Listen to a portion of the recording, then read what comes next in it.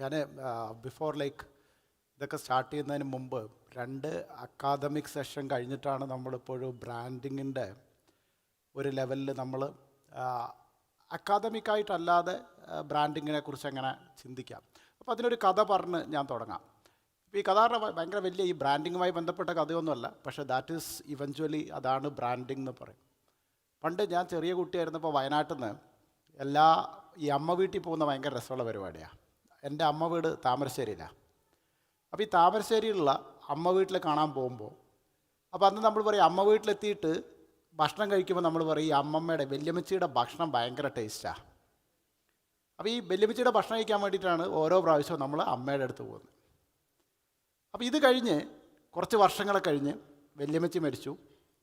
ഈ വല്യമ്മച്ചി മരിച്ചു കഴിഞ്ഞിട്ട് ഞാൻ വിവാഹം കഴിച്ചു.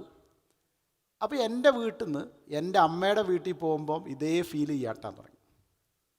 അപ്പോൾ ഇപ്പോൾ എല്ലാ പ്രാവശ്യം വീട്ടിൽ പോകുമ്പോൾ അമ്മച്ചിയുടെ ഫുഡ് ഭയങ്കര രസമാണ് എന്നാണ് ചിന്തിക്കുന്നത്. അപ്പോൾ പണ്ട് വല്യമ്മച്ചിയുടെ ഫുഡായിരുന്നു ബ്രാൻഡ്. അപ്പോൾ എന്താ എൻ്റെ അമ്മയുടെ ഫുഡിന് വിലയില്ല. ഇത് കഴിഞ്ഞിട്ട് കുറച്ച് കാലം കഴിഞ്ഞ് എൻ്റെ അമ്മയുടെ ഫുഡ്, എൻ്റെ വൈഫ് ഭക്ഷണം വെക്കുന്നു, ഞാൻ എല്ലാ ദിവസവും കഴിക്കുന്നു. അത് കഴിഞ്ഞ് എൻ്റെ അമ്മച്ചിയുടെ ഫുഡ് ബ്രാൻഡായി മാറി.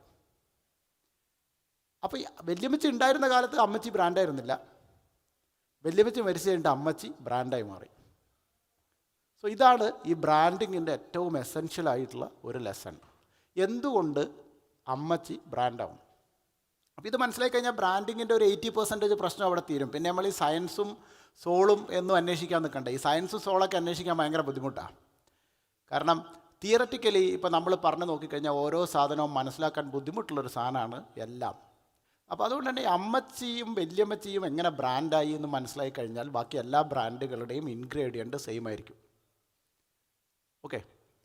അപ്പോൾ ഞാൻ വയനാട്ടിലേക്ക് അമ്മയുടെ ഭക്ഷണം കഴിക്കാൻ പോകുമ്പോൾ ഉണ്ടാക്കുന്ന ബീഫ് ഫ്രൈ ഒരു എക്സ്പെക്റ്റേഷൻ ഉണ്ട്. ഓക്കെ, കോട്ടയം സ്റ്റൈലിൽ ഉണ്ടാക്കിയ ബീഫ് ഫ്രൈയുടെ റിപ്പീറ്റേഷൻ. അതായത് ഞാൻ ഓണത്തിന് പോയിട്ട് കഴിക്കുന്ന ബീഫ് ഫ്രൈയും ക്രിസ്മസിന് പോയിട്ട് കഴിക്കുന്ന ബീഫ് ഫ്രൈക്കും ഒരേ ഇൻഗ്രീഡിയൻറ്റും ഒരേ റിപ്പീറ്റേഷനും ആണെങ്കിൽ അത് നമ്മൾ ഇഷ്ടപ്പെടും. അപ്പോൾ ഈ ബ്രാൻഡ് എന്താണ് എന്ന് നമ്മൾ ചോദിക്കുമ്പോൾ അമ്മച്ചിയുടെ ബീഫാണ് എന്ന് പറയുന്നത്രേ ഉള്ളൂ. ഇതെങ്ങനെ അച്ചീവ് ചെയ്യുന്നു എന്നുള്ളതാണ് പ്രശ്നം. എങ്ങനെയാണ് നമ്മൾ ഈ റിപ്പീറ്റേഷൻ അച്ചീവ് ചെയ്യുക? എന്നിട്ട് എങ്ങനെയാണ് ബ്രാൻഡ്? ഇപ്പം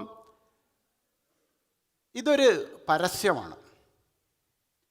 അപ്പോൾ എന്താണ് ബ്രാൻഡ് എന്നുള്ളതിന് ഇതൊരു പരസ്യമാണ്. ഈ പരസ്യത്തിൽ പ്രത്യേകിച്ച് ഒന്നുമില്ല. എന്തെങ്കിലും ഉണ്ടോ? ഈ പരസ്യത്തിൽ ഒന്നുമില്ല, ബ്രാൻഡിൻ്റെ ലോഗോ ഇല്ല.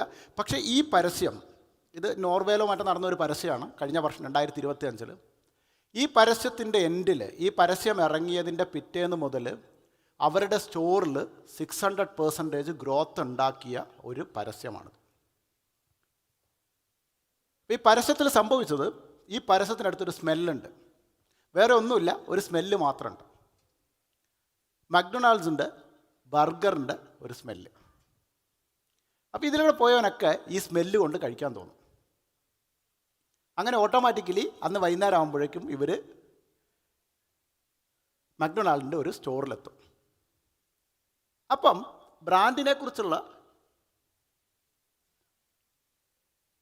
ഏറ്റവും പ്രസിദ്ധമായ ക്വസ്റ്റ്യൻ, ഒന്നുമില്ലാത്ത, ഒരു ലോഗോ ഇല്ലാത്ത, ഒരു വാക്കുപോലും ഇല്ലാത്ത ഈ പരസ്യത്തിന് 600% സെയിൽസ് ഗ്രോത്ത് കൊണ്ടുവരാൻ പറ്റുമെങ്കിൽ എന്താണ് ഒരു ബ്രാൻഡ് എന്നതാണ്. അതൊരു ലോഗോ ആണോ, ഒരു കളറാണോ, ഒരു ടാഗ് ലൈൻ ആണോ, ഒരു വെബ്സൈറ്റ് ആണോ, ഒരു AI ചാറ്റ് ബോട്ടാണോ, എന്തായിരുന്നു? ഇതൊന്നുമല്ല ഒരു ബ്രാൻഡ് എന്ന് തിരിച്ചറിയാൻ എൻ്റെ വല്യമ്മച്ചിയാണ് എൻ്റെ ഏറ്റവും വലിയ ബ്രാൻഡ് എന്നിടത്താണ് ഇതിൻ്റെ പ്രൈമറി ഫാക്ടർ ഓഫ് ബ്രാൻഡിങ്. അതാണ് science and soul of branding. ഇതൊന്നുമല്ല. ലോഗോ ഇല്ലാത്ത എത്രയോ ബ്രാൻഡുകളുണ്ട്. എൻ്റെ വല്യമ്മച്ചിക്ക് ലോഗോ ഇല്ലല്ലോ. നിങ്ങളുടെ ആരുടെയും വല്യമ്മച്ചിക്ക് ലോഗോ ഇല്ല. ആ ടേസ്റ്റാണ് ബ്രാൻഡ്. അപ്പോൾ ഇതിനെ എങ്ങനെയാണ് ഒരു ബ്രാൻഡ്? നമ്മളിത് കഥ പറയാൻ എളുപ്പമാണ്, ഇതെങ്ങനെയാണ് ഒരു സാധാരണ ലൈഫിൽ നടക്കുന്നത്, ഒരു ബ്രാൻഡിൻ്റെ ആസ്പെക്റ്റിൽ, പ്യുവർലി ഒരു ബിസിനസ് ആസ്പെക്റ്റിൽ നടക്കുന്നത് എന്നുള്ളതാണ്. ലോഗോ ഇല്ലാത്ത എത്രയോ ബ്രാൻഡുണ്ട്, ലോഗോ ഇല്ലാത്ത എത്രയോ ബ്രാൻഡുകളുണ്ട്. സോ എന്താണ് ഒരു ബ്രാൻഡിനെ ഉണ്ടാക്കുന്നത്? അതൊരു $1 മില്യൺ ക്വസ്റ്റ്യനാണ്. മലബാറിനെ മലബാറാക്കിയത് മലബാറിൻ്റെ ലോഗോ ആണോ? അല്ല. അപ്പം ഒരു ബ്രാൻഡിനെ ലോഗോ ആക്കുന്നത്, അല്ലെങ്കിൽ ഒരു കമ്പനിയെ ബ്രാൻഡ് ആക്കുന്നത് അതിൻ്റെ റിച്വൽസ് ആണെന്ന് പറയാം. അപ്പോൾ അതിന് നമുക്ക് ഭയങ്കര ഈ ബുദ്ധിമുട്ട് പിടിച്ച എക്സാമ്പിളിലേക്ക് പോകാൻ പറ്റുമ്പോൾ നമുക്ക് മനസ്സിലാവാത്ത ഒരുപാട് കാര്യങ്ങൾ പറഞ്ഞാൽ മനസ്സിലാവാത്തതുകൊണ്ട് തന്നെ ലോകത്തെ ഏറ്റവും വലിയ ബ്രാൻഡ് എന്ന് പറയുന്നത് ക്രിസ്ത്യാനിറ്റിയാണ് എന്ന് പറയും. ലോകത്തെ ഏറ്റവും വലിയ ബ്രാൻഡ്, ഏറ്റവും ബ്രാൻഡ് അസറ്റ് ഉള്ളത് ക്രിസ്ത്യാനിറ്റിക്കാണ്, അല്ലെങ്കിൽ ഇസ്ലാം മതത്തിനായിരിക്കും. ഞാൻ റിലീജിയസ് ആയിട്ട് പറയുന്നു എന്നെടുക്കരുത്. There is nothing religion about this. എന്തുകൊണ്ടാണ് ക്രിസ്ത്യാനിറ്റി ഇത്ര വലിയ ബ്രാൻഡായി മാറുന്നത്? ക്രിസ്ത്യാനിറ്റി ബ്രാൻഡായി മാറാനുള്ള ഒരു കാരണം വളരെ ഇമോഷണലി കണക്റ്റ് ചെയ്യാവുന്ന ഒരു ഹ്യൂമൻ സ്റ്റോറി ക്രിസ്ത്യാനിറ്റിയുടെ ബാക്കിലുണ്ട് എന്നുള്ളതാണ്. ഒരു മനുഷ്യൻ മനുഷ്യനോ ദൈവപുത്രനോ അതെങ്ങനെ വേണമെങ്കിലും എടുക്കാം, 32 വയസ്സ് വരെ മാത്രം ജീവിക്കുകയും 2 വർഷം മാത്രം യഥാർത്ഥത്തിൽ അറിയപ്പെടുകയും ചെയ്യുന്ന യേശുക്രിസ്തു എന്ന് പറയുന്ന മനുഷ്യൻ്റെ വളരെ ഇമോഷണലായ ഒരു കഥ ക്രിസ്ത്യാനിറ്റിയുടെ പിന്നിലുണ്ട്. കുരിശിൽ തൂക്കി കൊല്ലപ്പെട്ട വിപ്ലവകാരിയായ യേശു എന്ന് പറയുന്ന ഒരു മനുഷ്യൻ്റെ കഥ, 2000 വർഷങ്ങൾക്ക് മുമ്പ് ജീവിച്ചിരുന്ന ഒരു മനുഷ്യൻ്റെ കഥയാണ് ക്രിസ്ത്യാനിറ്റി എന്ന ബ്രാൻഡിനെ ഡ്രൈവ് ചെയ്യുന്ന ഹ്യൂമൻ സ്റ്റോറി. നിങ്ങൾ ആ കഥയുടെ ഉള്ളിലേക്ക് പോയി കഴിഞ്ഞാൽ ഭയങ്കര ഇമോഷണലി അത് കണക്ട് ചെയ്യുന്നുണ്ട്. അതിൻ്റെ പല ആംഗിളും. ഇപ്പം ഞാൻ തമാശക്കെങ്കിലും എപ്പോഴും പറയാറുണ്ട്, യേശു ക്രിസ്തു എന്തിനാണ് വെള്ളം വീഞ്ഞാക്കിയത്, വേറെ എന്തെങ്കിലും ആക്കിയാൽ പോരായിരുന്നു. കാരണം ആൽക്കഹോൾ എന്ന ടോപ്പിക്കിന് ഒരു മനുഷ്യനെ പിടിച്ചു നിർത്താനുള്ള കഴിവുണ്ട്. അതുകൊണ്ട് ആ കഥയിൽ വീഞ്ഞ് എന്ന ആസ്പെക്റ്റ് കൃത്യമായിട്ട് പ്ലഗ് ചെയ്ത് വെച്ചിരിക്കുകയാണ്. സോ ഇൻട്രസ്റ്റിംഗ് ആയിട്ടുള്ളൊരു കഥ ഒരു ബ്രാൻഡിൻ്റെ പിന്നിൽ ബിൽഡ് ചെയ്യുന്നു. ആ കഥ നിരന്തരമായി വായിക്കാവുന്ന തരത്തിൽ ഒരു റിച്വൽ സെറ്റ് ചെയ്യുന്നു. അപ്പോൾ എല്ലാ ദിവസവും ബൈബിൾ വായിക്കണം എന്ന് നിങ്ങളോട് പറയുമ്പോൾ നിങ്ങൾ ഈ കഥ വീണ്ടും വീണ്ടും വായിച്ചിട്ട് ഇതിനോട് ഇമോഷണലി വീണ്ടും വീണ്ടും കണക്റ്റഡ് ആവുക. നിങ്ങളൊരു മതത്തിൻ്റെ ഘടന നോക്കിക്കഴിഞ്ഞാൽ, the structure of A religion, രാവിലെ എഴുന്നേൽക്കുന്നു, പ്രാർത്ഥിക്കുന്നു, നിസ്കരിക്കുന്നു, യോഗ ചെയ്യുന്നു, വാട്ട് എവർ ഇറ്റ് ഈസ്. ഒരു മതം അതിൻ്റെ റിച്വലിലൂടെ ആണ് നിലനിൽക്കുന്നത്. എല്ലാ മതങ്ങളും അങ്ങനെയാണ്. ബുദ്ധമതം ആയിക്കോട്ടെ, ബുദ്ധമതത്തിൻ്റെ റിച്വൽ ഭയങ്കര രസമായിരുന്നു. ബുദ്ധമതം 5000 വർഷങ്ങൾക്ക് മുമ്പ് ബുദ്ധമതം ഉണ്ടാവുമ്പോൾ ബുദ്ധമതം ചെയ്താൽ ലോകത്തെ ഏത് ബ്രാൻഡാവും. നിങ്ങൾ വേറെ ചെയ്യാൻ നിൽക്കണ്ട. ബുദ്ധൻ പാലസിൽ നിന്ന് ഇറങ്ങിയിട്ട് സ്വന്തമായ ആശയങ്ങൾ ഉണ്ടാക്കിയിട്ട് ബുദ്ധൻ ചെയ്തതെന്താ വെച്ചാൽ, കൂടെയുള്ള ആളുകളെയും കൂട്ടിയിട്ട് ഒരേ വഴിയിലൂടെ ബുദ്ധം ശരണം ഗച്ഛാമി എന്ന് വിളിച്ചിട്ട് ഇങ്ങനെ നടക്കും. എന്നിട്ട് എല്ലാ വീടിൻ്റെയും ഡോറിൽ പോയിട്ട് കയ്യിലുണ്ടായിരുന്ന ഭിക്ഷപ്രാത്രം പുറത്തേക്ക് കാണിച്ചിട്ട് എല്ലാ ദിവസവും രാവിലെ മുട്ടും. അങ്ങനെ നിരന്തരമായി തല മൊട്ടയടിച്ച് പ്രത്യേക തരത്തിൽ ഡ്രസ്സിട്ട ഒരു കൂട്ടം ആളുകൾ നമ്മളുടെ വീടിന് മുന്നിലൂടെ വരുമ്പോൾ സ്വാഭാവികമായും അതൊരു ബ്രാൻഡായി മാറും. ഇതൊരു റിച്വലാണ്. എല്ലാ ദിവസവും ഏത് വീട്ടിൽ നിന്ന് എന്ത് കിട്ടും എന്നത് നോക്കാതെ ബുദ്ധമത അനുയായികൾ നിരന്തരമായി നടക്കാൻ തുടങ്ങിയപ്പോൾ 5000 വർഷം പിന്നിട്ടൊരു മതം ഉണ്ടായി. ബുദ്ധനെ ആരും കണ്ടിട്ടില്ല, ബുദ്ധൻ്റെ പടം എങ്ങനെയാണെന്ന് ആർക്കും അറിയില്ല. 5000 വർഷങ്ങൾക്ക് മുമ്പ് റെക്കോർഡ് ചെയ്യപ്പെട്ട ഒരു രേഖകളിലും ഇന്ന് നമ്മൾ കാണുന്ന ബുദ്ധനാണ് യഥാർത്ഥ ബുദ്ധൻ എന്ന് പറയാൻ യാതൊരു സാങ്കേതികതയുമില്ല.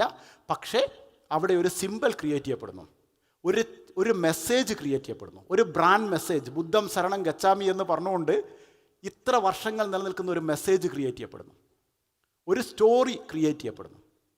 ഇതിനെ നിരന്തരമായി ഒരു സമൂഹത്തിൻ്റെ, ഒരു ഫോളോവേഴ്സിൻ്റെ റിച്വൽസിൽ കണക്ട് ചെയ്യുന്നു. നിങ്ങളുടെ ഞാനിപ്പോൾ ഇത് മലബാർ ഗോൾഡിൻ്റെ എക്സാമ്പിളായിട്ട് കണക്ട് ചെയ്യാം, ഏറ്റവും എളുപ്പത്തിൽ മനസ്സിലാവും. ബ്രൈഡ്സ് ഓഫ് ഇന്ത്യ ക്യാമ്പയിൻ കഴിഞ്ഞ ഒരു 10-25 വർഷമായിട്ട് നമ്മൾ നിരന്തരമായി കണ്ടുകൊണ്ട് നിൽക്കുന്നുണ്ട്. എല്ലാ വർഷവും ഒരു റിച്വൽ പോലെ ബ്രൈഡ്സ് ഓഫ് ഇന്ത്യ ക്യാമ്പയിൻ ഒരു പ്രത്യേക മാസത്തിൽ മലബാർ ഗോൾഡ് ചെയ്തുകൊണ്ടേയിരിക്കുന്നു. എത്രയോ വർഷങ്ങളായി. ആർട്ടിസ്ട്രി ക്യാമ്പയിൻ എല്ലാ വർഷവും നിരന്തരമായി ഒരേ പടം, ഒരേ ഷേപ്പ്, ഒരേ പേര് എത്രയോ വർഷങ്ങളായിട്ട് റിച്വൽ പോലെ അവർ റിപ്പീറ്റ് ചെയ്യുകയാണ്. എന്തും റിപ്പീറ്റ് ചെയ്യപ്പെടുന്നത് എന്തും ബ്രാൻഡാകും എന്നതാണ് ഏറ്റവും സിമ്പിളായി ബ്രാൻഡിനെ കുറിച്ച് പറയാനുള്ള കാര്യം. ഇത് ഏറ്റവും ഇത് പല ഘട്ടത്തിൽ എൻ്റെ വീഡിയോകൾ കണ്ടിട്ടുള്ള ആളുകൾക്ക് അറിയാം. ഇത് പല ഘട്ടത്തിൽ ഞാൻ പറഞ്ഞു. പക്ഷേ ഇവിടെ ഒരു പുതിയ ഓഡിയൻസ് ആകാം സാധ്യതയുള്ളത് കൊണ്ടാണ് ഞാനിത് വീണ്ടും പറയുന്നത്. ഹിറ്റ്ലർ അധികാരത്തിലേക്ക് വരുമ്പോൾ 1930-കളിൽ ഹിറ്റ്ലർ അധികാരത്തിലേക്ക് വരുമ്പോൾ ജോസഫ് ഗീവൽസൺ എന്ന് പറയുന്ന ഒരുപക്ഷെ ലോകത്തിൽ ഏറ്റവും കൂടുതൽ ചീത്തപ്പേര് കേട്ട മനുഷ്യൻ, ലോകത്ത് ഇത്രയും ദുഷ്ടനായി വേറെ ആരും ചിത്രീകരിച്ചിട്ടില്ല. അപ്പോൾ ഈ ജോസഫ് ഗീവൽസ് ഒരു കള്ളം 1000 വട്ടം പറഞ്ഞാൽ അത് സത്യമാകും എന്ന് പറയുന്നുണ്ട്. ആര്യവർഗം എന്ന് പറയുന്ന ഹിറ്റ്ലറുടെ വർഗം ഞങ്ങൾ ശ്രേഷ്ഠമായ ഒരു റേസാണ് എന്ന് പറയാൻ 1000 വട്ടം നിരന്തരമായി ഈ കാര്യം റിപ്പീറ്റ് ചെയ്താൽ മതി. ഇതിൻ്റെ ഒരു തമാശ എന്താ വെച്ചാൽ 1944 കോൺസെൻട്രേഷൻ ക്യാമ്പുകൾ കണ്ടെത്തുന്നത് വരെ ഹിറ്റ്ലർ മഹാനായ ഒരു വ്യക്തിയാണ് എന്നാണ് ലോകം വിശ്വസിച്ചിരുന്നത്. അതിന് ജോസഫ് ഗീവൽസ് ഉപയോഗിച്ച ഒരു തന്ത്രം നിങ്ങൾക്കും ഉപയോഗിക്കാം. ഹിറ്റ്ലറാക്കിയത് ഒരു റേഡിയോ വാങ്ങിയിട്ട് എല്ലാ വീട്ടിലും കൊടുത്തു. ഈ റേഡിയോയിലൂടെ രാവിലെയും വൈകുന്നേരവും ഹിറ്റ്ലർ പ്രസംഗിച്ചു. ഒരേ കാര്യം വീണ്ടും വീണ്ടും പറയും. ഇതാണ് മാൻ കി ബാത്തിൽ നരേന്ദ്രമോദിയും ചെയ്യുന്നത്. ഞാൻ ഹിറ്റ്ലറെയും നരേന്ദ്രമോദിയെയും കമ്പയർ ചെയ്യല്ല. ഞാൻ പറയുന്നത് ബ്രാൻഡിങ് ആസ്പെക്റ്റ് മാത്രമാണ്. There is nothing religious, nothing political about it. ഈ മാൻ കി ബാത്തിൽ ഇത്തരത്തിൽ നിരന്തരമായി ഒരേ ആളുടെ ശബ്ദം, ഒരേ ഭാഷയിൽ, ഒരേ സംസാര രീതി. അതുകൊണ്ടാണ് നമ്മൾ കളിയാക്കിയിട്ട് അതിൻ്റെ ഉദ്ഘാടനത്തെ ആ ഫസ്റ്റ് ലൈൻ നമ്മളെപ്പോഴും കളിയാക്കി പറയും, ട്രോൾ ചെയ്യും. ട്രോള് ചെയ്യാൻ വേണ്ടി ഒരു സാധനം ഉണ്ടാക്കുക എന്നുള്ളതാണ് ബ്രാൻഡിങ്. നിങ്ങൾ ട്രോള് ചെയ്യപ്പെടുന്ന തരത്തിൽ, ഇപ്പം ഞാൻ തമാശക്കെങ്കിലും പറയാനുണ്ട്, കേരളത്തിലെ ഏറ്റവും പ്രസിദ്ധരായ മുഖ്യമന്ത്രിമാരെയൊക്കെ പ്രമുഖരാക്കിയത് അവരുടെ വീക്ക്നെസ്സുകളായിരുന്നു. EMS വിക്കുണ്ടായിരുന്നു. കരുണാകരനെ കോട്ടയം നസീർ ട്രോളിയിട്ടാണ്, അന്നൊക്കെ കോമഡിയാണല്ലോ, മിമിക്രിയിൽ ട്രോളിയിട്ടാണ് കരുണാകരൻ പ്രസിഡന്റായ നേതാവായത്. ഉമ്മൻചാണ്ടി അങ്ങനെ തന്നെയാണ്, ആൻ്റണീൻ അങ്ങനെ തന്നെയാണ്. ഇപ്പോഴത്തെ നേതാക്കന്മാരെ സോഷ്യൽ മീഡിയയിൽ ആളെ ട്രോളുന്നതെന്നുള്ളൂ. ഈ ഒരു കാര്യം നമ്മൾ പെർട്ടിക്കുലർലി ചിന്തിക്കേണ്ടത്, ഈ റിച്വൽസ് ക്രിയേറ്റ് ചെയ്യപ്പെടുന്ന ഏത് ബ്രാൻഡും ബ്രാൻഡാവും. ഇവർക്കൊക്കെ കൃത്യമായ റിച്വൽസ് ഉണ്ട്. ഞാനിത് ഫുൾ പ്രസൻറ്റേഷൻ പറയാനുള്ള സമയം, ഈ 3 പേരെ നമുക്ക് എക്സാമ്പിളായിട്ട് എടുക്കാം. ഒരു ബ്രാൻഡിനെ കുറിച്ച് പഠിക്കുമ്പോൾ ഏറ്റവും സിമ്പിളായിട്ട് എക്സാമ്പിളായിട്ട് എടുക്കുന്ന 3 പേരാണ് ഇവർ. എന്തിന് ഗാന്ധി ഡ്രസ്സ് ഊരി എന്ന് ഞാൻ പലപ്പോഴും ചിന്തിക്കലുണ്ട്. ഇതിന് ഹിസ്റ്റോറിക്കൽ, ഞാനീ പറയുന്നതിന് ഹിസ്റ്റോറിക്കൽ ഡാറ്റ ഒന്നുമില്ല, പറയാൻ പറ്റില്ല. ഞാനീ പറയുന്നതുകൊണ്ടാണ് ഗാന്ധി ഡ്രസ്സ് ഊരി എന്ന് ഞാൻ ഉറപ്പിച്ച് പറയില്ല. പക്ഷേ ഒരു 70-75 വർഷങ്ങൾക്ക് ഇപ്പുറത്തും തിരിഞ്ഞു നിന്നിട്ട് ഗാന്ധിയെ നോക്കുമ്പോൾ ഗാന്ധി ഡ്രസ്സ് ഊരിയത് കൊണ്ടാണ് ഗാന്ധി ആയതെന്ന് വിശ്വസിക്കുന്ന ഒരു ബ്രാൻഡ് സ്ട്രാറ്റജിസ്റ്റാണ് ഞാൻ. ഗാന്ധി നന്നായി പ്രസംഗിക്കുമായിരുന്നില്ല. ഗാന്ധി ഒരിക്കലും നന്നായി പ്രസംഗിക്കുമായിരുന്നില്ല. ഇപ്പം ജവഹർലാൽ നെഹ്റു പോലെയുള്ള, സുഭാഷ് ചന്ദ്രബോസിനെ പോലെയുള്ള അതിഭീകരമായി പ്രസംഗിക്കുന്ന ആളുകളുടെ ഇടയിൽ ഗാന്ധിക്ക് പിടിച്ചു വെക്കാൻ പറ്റുമായിരുന്നു. ഈ ഘട്ടത്തിൽ ഗാന്ധി 1930-കളിൽ സ്വന്തം ഡ്രസ്സ് ഊരി ഒരു ബ്രാൻഡ് ക്രിയേറ്റ് ചെയ്യണം. കാരണം ഗാന്ധിക്ക് ഒരു ഐഡൻറ്റിറ്റി ബിൽഡ് ചെയ്യണം. സ്റ്റീവ് ജോബ്സ് ബ്ലാക്ക് മാത്രം ഇട്ടത് ഇടാനുള്ള സൗകര്യത്തിനാണ് എന്ന് നിങ്ങൾ തെറ്റിദ്ധരിച്ചാൽ അതൊരു തെറ്റിദ്ധാരണ മാത്രമാണ്.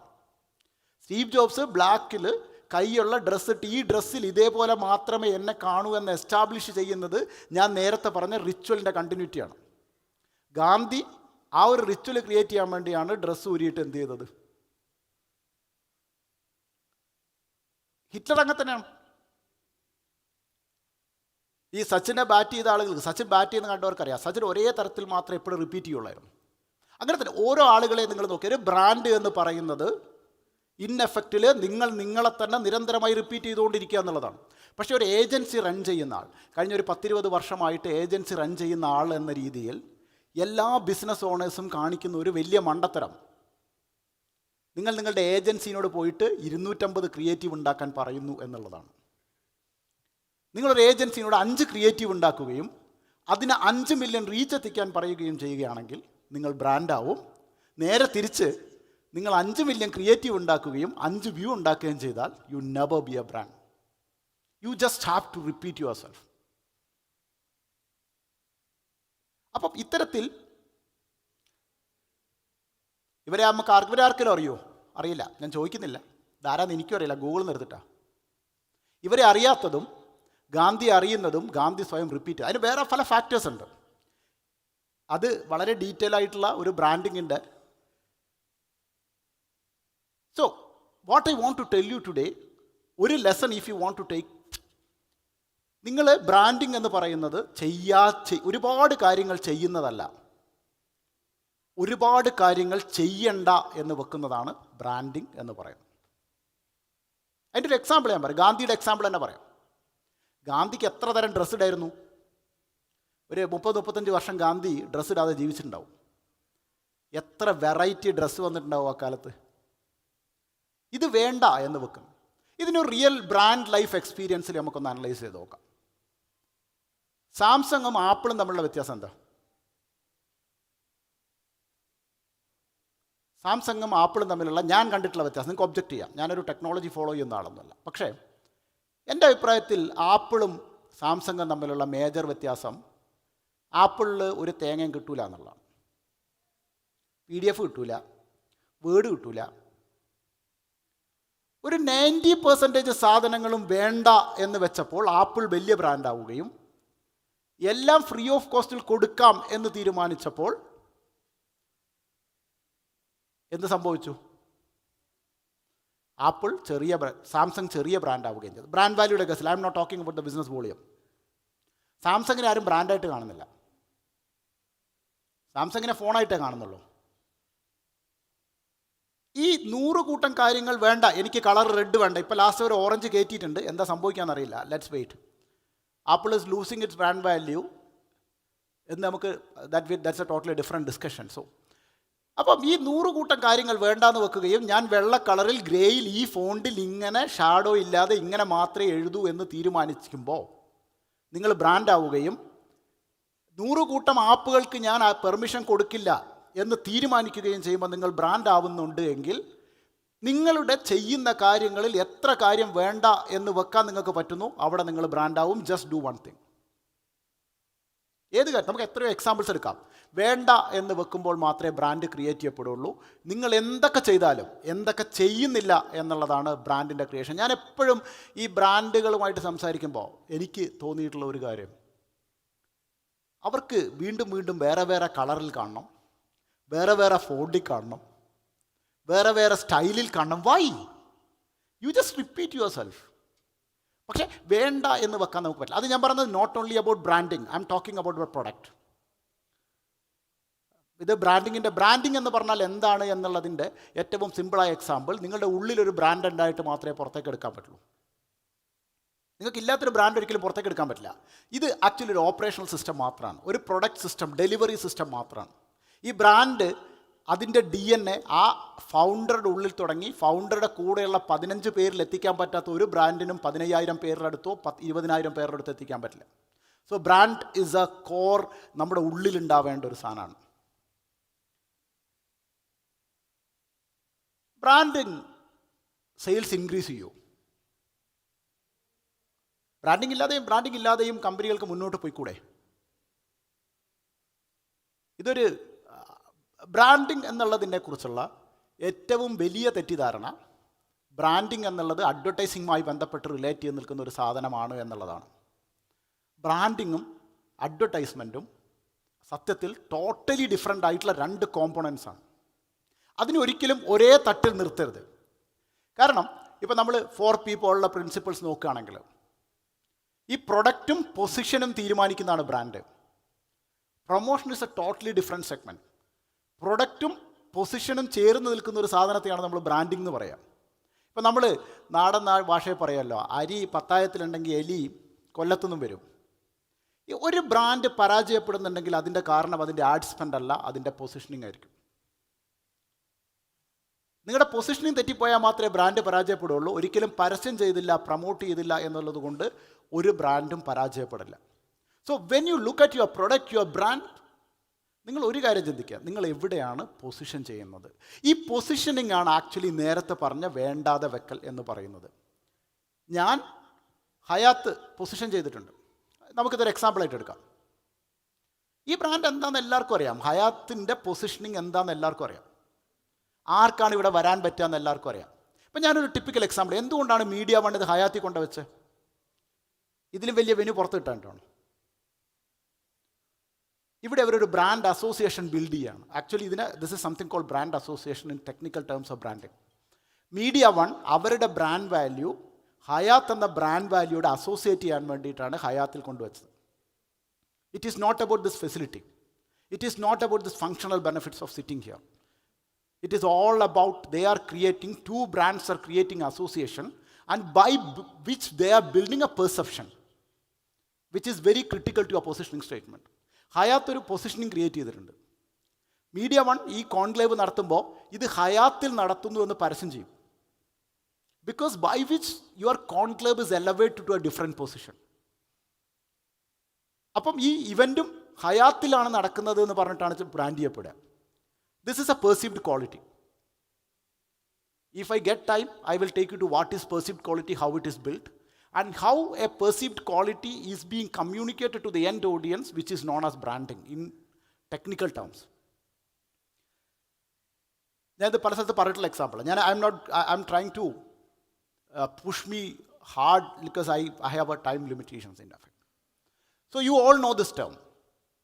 This is a very, very typically talked within every academic events that we attend. We talk about brand registration.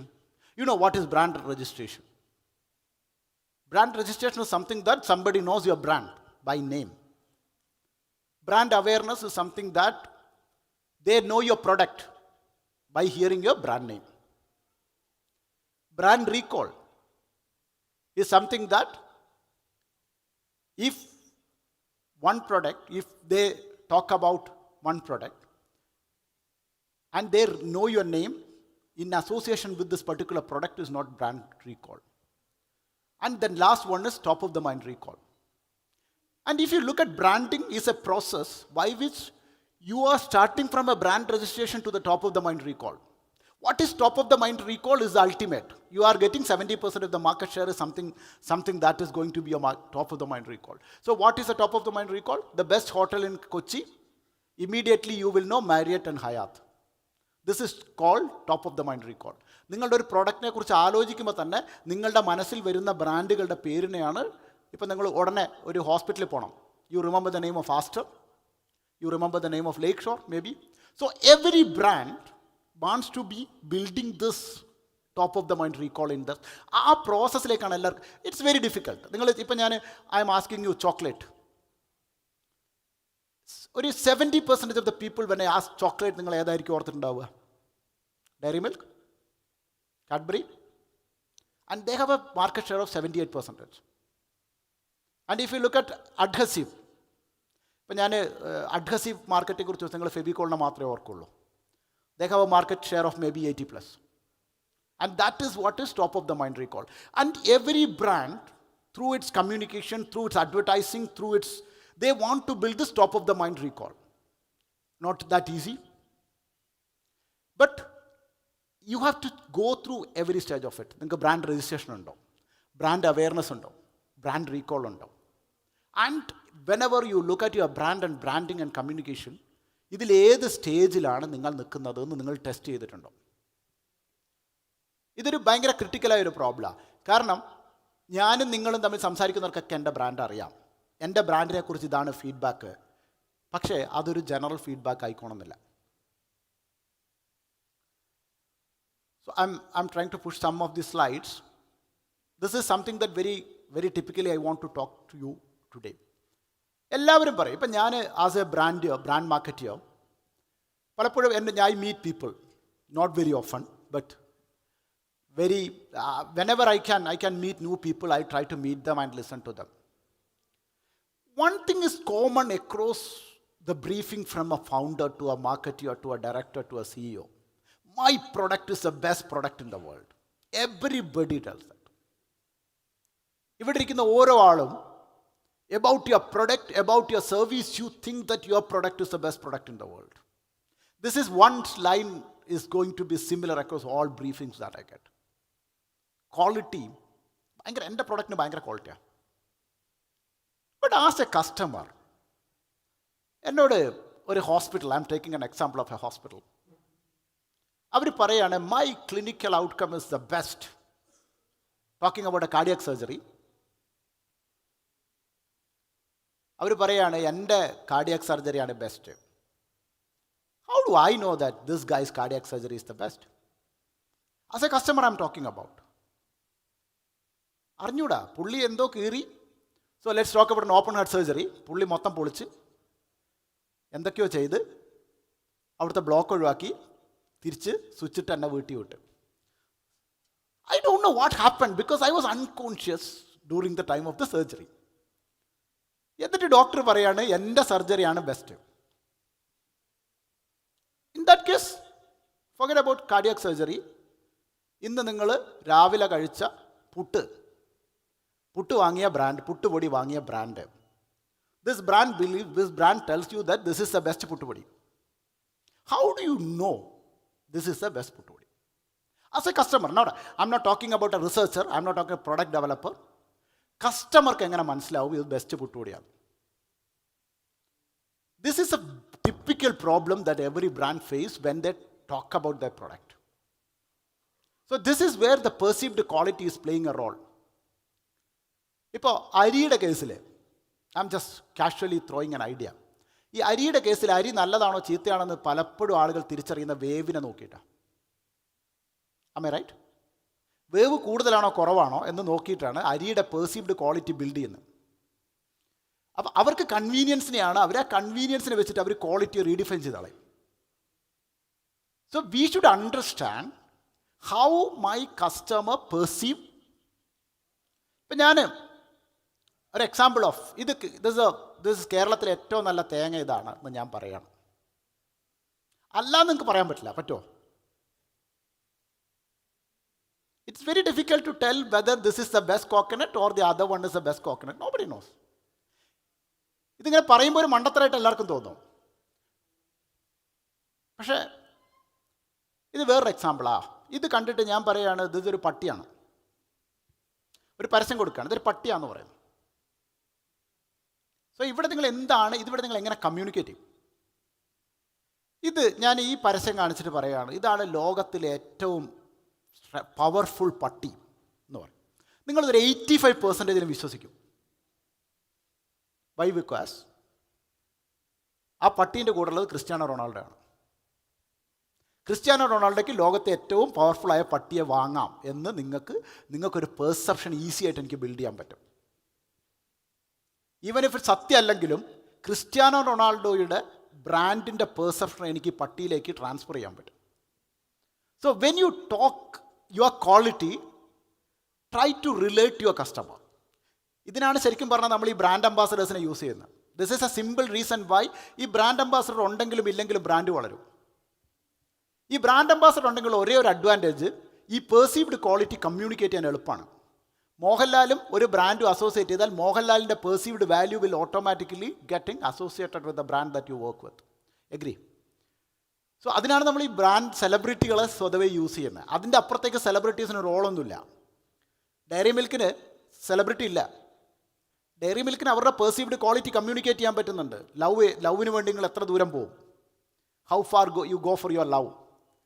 അപ്പോൾ ഈ പെർസീവ്ഡ് ക്വാളിറ്റി ക്രിയേറ്റ് ചെയ്യണമെന്നുണ്ടെങ്കിൽ നിങ്ങൾ ഒരു കാര്യം ആദ്യം ഓർത്തിരിക്കേണ്ടത്, a customer knows what he wants എന്നുള്ളതാണ്. എനിക്കെന്താ വേണ്ടതെന്ന് എനിക്കറിയാം. ഒരു കസ്റ്റമർക്ക് ആകെ അറിയുക എനിക്ക് ടി വി കാണണം, ഇത്ര ഡിസ്റ്റൻസിൽ നിന്ന് ഇത്ര വലിപ്പത്തിലുള്ള ടി വി എനിക്കിങ്ങനെ കാണണം, ഇത് മാത്രമേ അയാൾക്ക് അറിയുള്ളൂ. ബട്ട് ഒരിക്കലും അയാൾക്ക് ആക്ച്വലി എന്താണ് വേണ്ടതെന്ന് അറിയില്ല. ആ ഒരു ഗ്യാപ്പ് ഓഫ് കസ്റ്റമർ അണ്ടർസ്റ്റാൻഡിങ്. നിങ്ങളുടെ കസ്റ്റമർ ഫുള്ളി അവെയറായ ഒരാളല്ല. That is something that you should always remember when you communicate with your customer, especially when you talk about A technology product, when you talk about A new. അപ്പോൾ ഇപ്പോൾ ഈ motivation സ്പീക്കേഴ്സൊക്കെ എപ്പോഴും പറയുമല്ലോ നിങ്ങളായിരിക്കണം. ഒരിക്കലും പരസ്യങ്ങളിൽ ബ്രാൻഡിൽ നിങ്ങളായിട്ടിരിക്കരുത്. This is something that you should always remember in your mind. നിങ്ങൾക്ക് മാത്രമേ വേണ്ടൂ. നിങ്ങളായിട്ട് നിന്നുകൊണ്ട് നമുക്ക് യാതൊരു ഗുണവുമില്ല. Whereas if you can be your customers what others want you to be. നിങ്ങൾ എന്താകണമെന്ന് നിങ്ങളുടെ കസ്റ്റമർ ആഗ്രഹിക്കുന്നു അതാവുക. So I'll tell you some examples quickly. I don't know what is the time. When I want to stop, please help me with. ഇത് Kodak ലോകത്ത് ഒരു കാലത്ത് ഏറ്റവും കൂടുതൽ കാലം ക്യാമറ ഭരിച്ചിരുന്നൊരു കാലമുണ്ട്. ഒരു 70-80% ഒക്കെ മാർക്കറ്റ് ഷെയർ ഫിലിം ഇൻഡസ്ട്രിയിലുണ്ടായിരുന്നു. സോ അതിൽ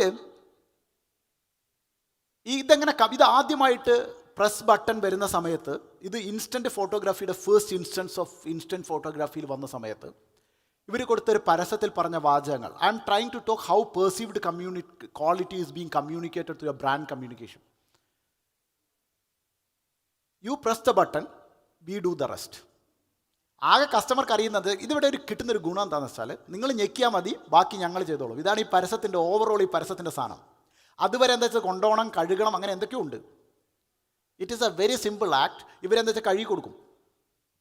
so you press the button, we do the rest. അപ്പോൾ എല്ലാവർക്കും മനസ്സിലായി, ഈ പണി എല്ലാവർക്കും പറ്റും, പ്രസ് ചെയ്യാൻ എല്ലാവർക്കും പറ്റുമല്ലോ.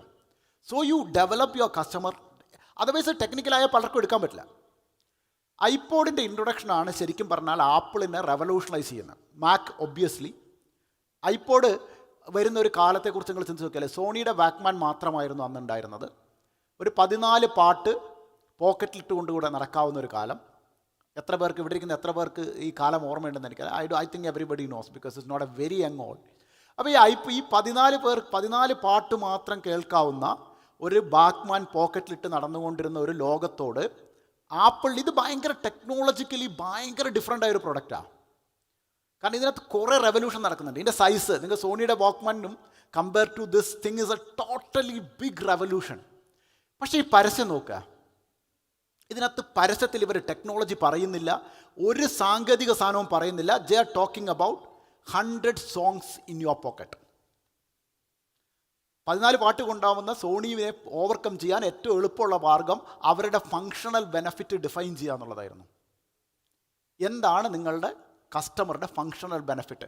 So when you look at your brand, ഈ ഫങ്ഷണൽ ബെനഫിറ്റ് ആണോ നിങ്ങൾ പറയേണ്ടത് എന്നുള്ളതാണ് നിങ്ങൾ ചിന്തിക്കേണ്ട ഒരു കാര്യം. നിങ്ങൾ എന്ത് പറയണം? ഞാൻ നേരത്തെ പറഞ്ഞ ഒരുപാട് കാര്യങ്ങൾ പറയരുത് എന്ന് പറഞ്ഞെടുത്ത് ഒരു ബ്രാൻഡ് ഡിസൈഡ് ചെയ്യുമ്പോൾ ടെക്നിക്കലി സയൻറ്റിഫിക്കലി ഫങ്ഷണൽ ബെനിഫിറ്റ് ആണോ പറയേണ്ടത്, വേറൊരു കാര്യമാണോ പറയേണ്ടത് എന്ന് ഡിഫൈൻ ചെയ്യുന്നിടത്താണ് നിങ്ങളുടെ ബ്രാൻഡിങ്ങിൻ്റെ ഏറ്റവും ക്രിട്ടിക്കലായിട്ടുള്ള പൊസിഷനിങ് എലമെൻറ്റ് നിൽക്കുക. ഇവർ തീരുമാനിച്ചത് എന്താ വെച്ചാൽ ഫങ്ഷണൽ എലമെൻറ്റ് പറയാം, 1000 പാട്ട് ഇതാ പോക്കറ്റിൽ വെക്കാം, എല്ലാവരും വാങ്ങും. Because that's a big transition in terms of your end utility. ഇവിടെ റെഡ് ബുൾ എല്ലാവർക്കും അറിയാം.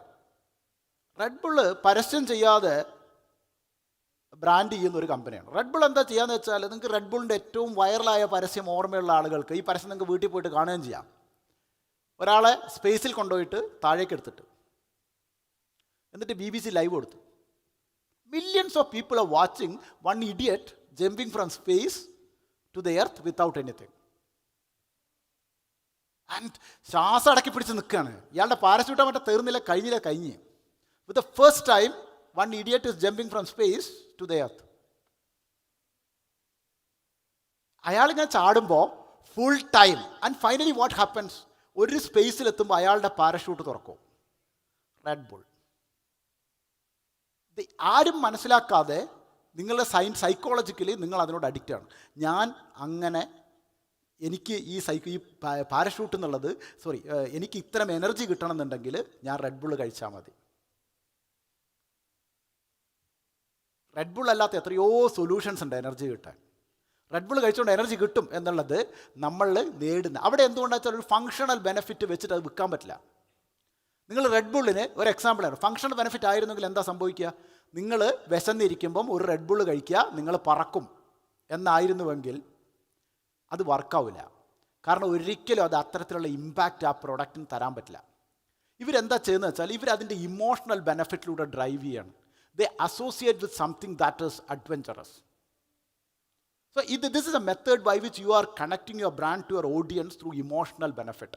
പക്ഷേ ഇവിടെ പ്രോബ്ലം വരുന്നത് നിങ്ങളുടെ പ്രൊഡക്റ്റ് ഞാൻ നേരത്തെ പറഞ്ഞ ഫങ്ഷണൽ ബെനിഫിറ്റിലാണോ ഡ്രൈവ് ചെയ്യേണ്ടത്, നിങ്ങൾ പറയുന്ന ഇപ്പം ഞാൻ പറയുന്ന ഇമോഷണൽ ബെനിഫിറ്റിലാണ്. ഇതിപ്പം ഫോക്സ് വാഗൻ്റെ ഒരു കാറിൻ്റെ പരസ്യമാണ്. This car will help you up the corporate ladder, just drive it to work early and work really hard. ഈ കാർ എന്ത് ചെയ്യുന്നൊന്നുമല്ല, നിങ്ങളവിടെ പോയി പണിയെടുത്താൽ നിങ്ങൾ നന്നായി വളരും, അത്രയേ ഉള്ളൂ ഈ പരസ്യത്തിൻ്റെ അർത്ഥം. But you look at how they are connecting with their customer audience. ഇവിടെ എന്താ വെച്ചാൽ ഈ ബ്രാൻഡ് ഫോക്സ് വാഗൺ എപ്പോഴും അലൈൻ ചെയ്ത് നിൽക്കുന്നത് മിഡ് ലെവൽ കരിയറിലുള്ള ആളുകളോടായിരിക്കും. This is not a Maruti, this is not a Mercedes Benz. So ഒരു കരിയറിൻ്റെ മിഡ് ലെവലിൽ നിൽക്കുന്ന ആളുകളോടായിരിക്കും ഈ ബ്രാൻഡ് കണക്ട് ചെയ്യുക. അവരുടെ എപ്പോഴത്തെയും ആഗ്രഹം അവരുടെ കരിയർ മുകളിലേക്ക് പോകുക എന്നുള്ളത് മാത്രമായിരിക്കും. ഇതിൻ്റെ കൂടെ വന്ന വേറൊരു പരസ്യമുണ്ട്. ഓക്കെ, ആ പരസ്യം ഇങ്ങനെയാണ്, ഞാൻ മലയാളത്തിൽ പറയാം. നിങ്ങൾ സ്നേഹിച്ച പെൺകുട്ടിയെ കല്യാണം കഴിക്കണം എന്നുണ്ടെങ്കിൽ ഫോക്സ് വാഗൺ എടുക്കുക, അവളുടെ വീടിൻ്റെ മുന്നിൽ കൊണ്ട് നിർത്തുക, അച്ഛൻ്റെ കാല് പിടിക്കുക. ഇതാണ് ആ പരസ്യം. They have tag the next generation of, അവർക്കൊരു യങ് ഓഡിയൻസ് ആണ്. സോ അവരുടെ ഇമോഷൻസിനോട് ഈ ബ്രാൻഡ് കണക്ട് ചെയ്യാണ്. And you still look at Volkswagen is still position at that point, not at Mercedes Benz, not at Maruti Suzuki. So how do you define whether I should use this emotional benefit or a functional benefit to promote your product? This is, ഇപ്പോൾ എപ്പോഴും നമ്മൾ പറയാറുണ്ട്, ഇപ്പം ഞാൻ Rolex കെട്ടിയാലും ടൈമക്സ് കെട്ടിയാലും സമയം മാറുമോ? ഇപ്പം ഞാൻ റോളക്സ് കെട്ടി ഇവിടെ വന്നാൽ എൻ്റെ പ്രസൻറ്റേഷൻ 45 മിനിറ്റ് എന്നുള്ളത് 55 മിനിറ്റ് ആവും. യാതൊരു വ്യത്യാസം ഉണ്ടാവില്ല. Absolutely no functional benefit to buying a Rolex. In that case, a Mercedes-Benz, in that case, a Porsche. Why are you buying? ഒരു 2 കോടി കൊടുത്തിട്ട്, അല്ലെങ്കിൽ 2.5 കോടി കൊടുത്തിട്ട്, അല്ലെങ്കിൽ 4 കോടി കൊടുത്തിട്ട്, അല്ലെങ്കിൽ 8 കോടി കൊടുത്തിട്ട്, why are you buying a luxury car? Not for any particular functional, പ്രത്യേകിച്ചും കേരളത്തിലെ റോട്ടിൽ. So you are trying to build sort of a self-expressive benefit. ഇതിനെയാണ് സത്യത്തിൽ നിങ്ങളെല്ലാവരും വന്നിട്ട് പലപ്പോഴും നമ്മൾ ഈ ബ്രാൻഡിങ്ങിൻ്റെ ബ്രീഫിങ്ങിൽ വന്നിട്ട് എൻ്റെ ബ്രാൻഡ് ഭയങ്കര പ്രീമിയമാണ് എന്ന് പറയും, അല്ലെങ്കിൽ ലക്ഷറി പ്രൊഡക്റ്റാണെന്ന് പറയും. സോ ലക്ഷറി പ്രൊഡക്റ്റ് എന്ന് പറയുന്ന ഒരു കാറ്റഗറി ഇല്ല ഒരിക്കലും. ബ്രാൻഡിങ്ങിൻ്റെ ആസ്പെക്റ്റിൽ there is nothing called luxury, nothing called economical. Because ഇന്നലെ എനിക്ക് ലക്ഷറി ആയിരുന്ന സാധനം ഇന്ന് ചിലപ്പോൾ എനിക്ക് ലക്ഷറി ആയിരിക്കില്ല. ഒരു സാധാരണ 15,000 രൂപ ശമ്പളം വാങ്ങുന്ന ഒരാൾക്ക് ടോമി ഹിൽഫയർ ലക്ഷറി ബ്രാൻഡാണ്.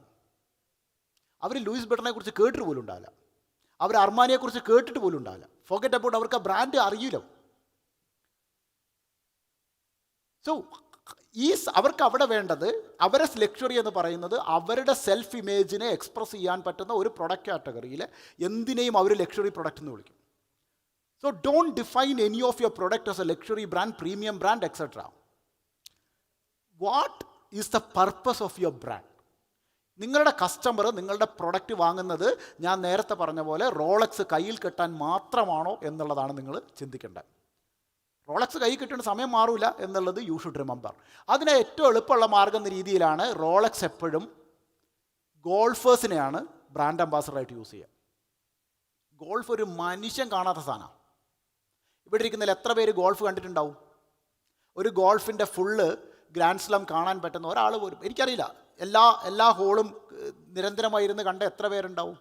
But golf is a product, ഒരു game. It is associated only with luxury people. Do you agree with that? ആർക്കും കളിക്കാൻ പറ്റില്ലല്ലോ, അത്രയും ഹോൾ ഉണ്ടാക്കണ്ടേ.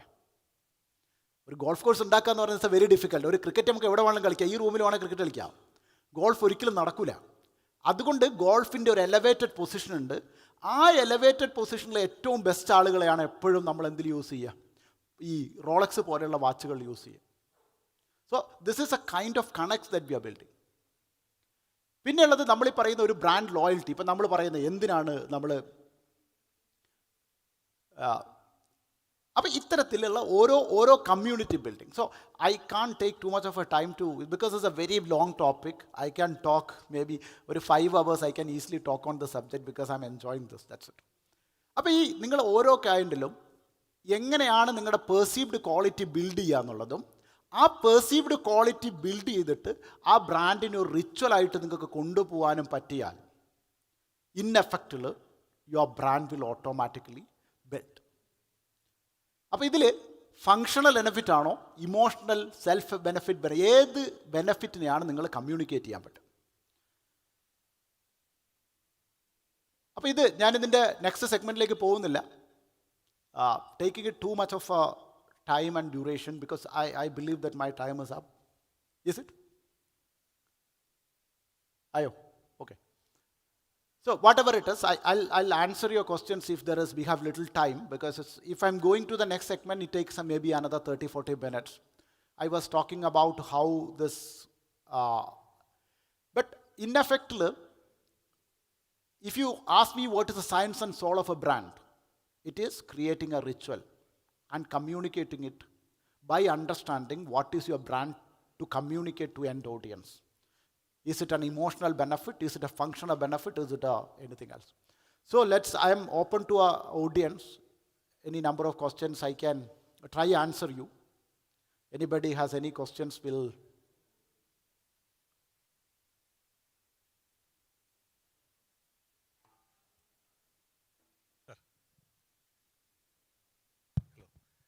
ഈ ബ്രാൻഡ് നമ്മളിപ്പോൾ ഒരു ബിഗിനർക്ക് ആണെങ്കിൽ, ഒരു ബിസിനസ്സിൻ്റെ ബിഗിനർക്ക് ആണെങ്കിൽ, നമ്മൾ ഈ ബ്രാൻഡ് ബിൽഡ് ചെയ്യുന്നതോട് കൂടെ തന്നെ എനിക്കൊരു സംശയമുള്ളത്, ഞാൻ സീറോയാണ് ബിസിനസ്സിൻ്റെ കാര്യത്തിൽ. ബ്രാൻഡ് ബിൽഡ് ചെയ്യാൻ നോക്കുമ്പോൾ അതിൻ്റെ ബിസിനസ് വോളിയം യഥാർത്ഥത്തിൽ ഡെവലപ്പ് ചെയ്യുകയാണോ ചെയ്യുന്നത്, അതോ ബ്രാൻഡ് ബിൽഡ് ചെയ്ത ശേഷം, ഫോർ എക്സാമ്പിൾ ഇപ്പം നമ്മൾ ഫിനാൻഷ്യലി സംസാരിക്കുകയാണെങ്കിൽ, ഇപ്പോൾ ഞാനൊരു ഓൺലൈൻ ട്യൂഷൻ പ്ലാറ്റ്ഫോം നടന്ന ബേസിക്കലി അധ്യാപകനായിരുന്നു, ബിസിനസ്സിലേക്ക് ഇറങ്ങണേ ഉള്ളൂ. അപ്പോൾ നമ്മൾ സാറ് പറഞ്ഞ പോലെ ബ്രാൻഡ് ബിൽഡ് ചെയ്യാൻ, റിച്വൽസ് ആക്കി മാറ്റാനൊക്കെ നമുക്ക് ആവശ്യത്തിന് സമയം എടുക്കുമല്ലോ. അപ്പോൾ അതിന് ശേഷം മാത്രമാണോ ഈ ഫിനാൻഷ്യലി നമ്മൾ സ്റ്റേബിൾ ആവുകയുള്ളൂ, അതോ ഇത് രണ്ടും പാരലലാണോ, അതോ ഇത് രണ്ടും ഇത് ബാധിക്കണില്ലേ?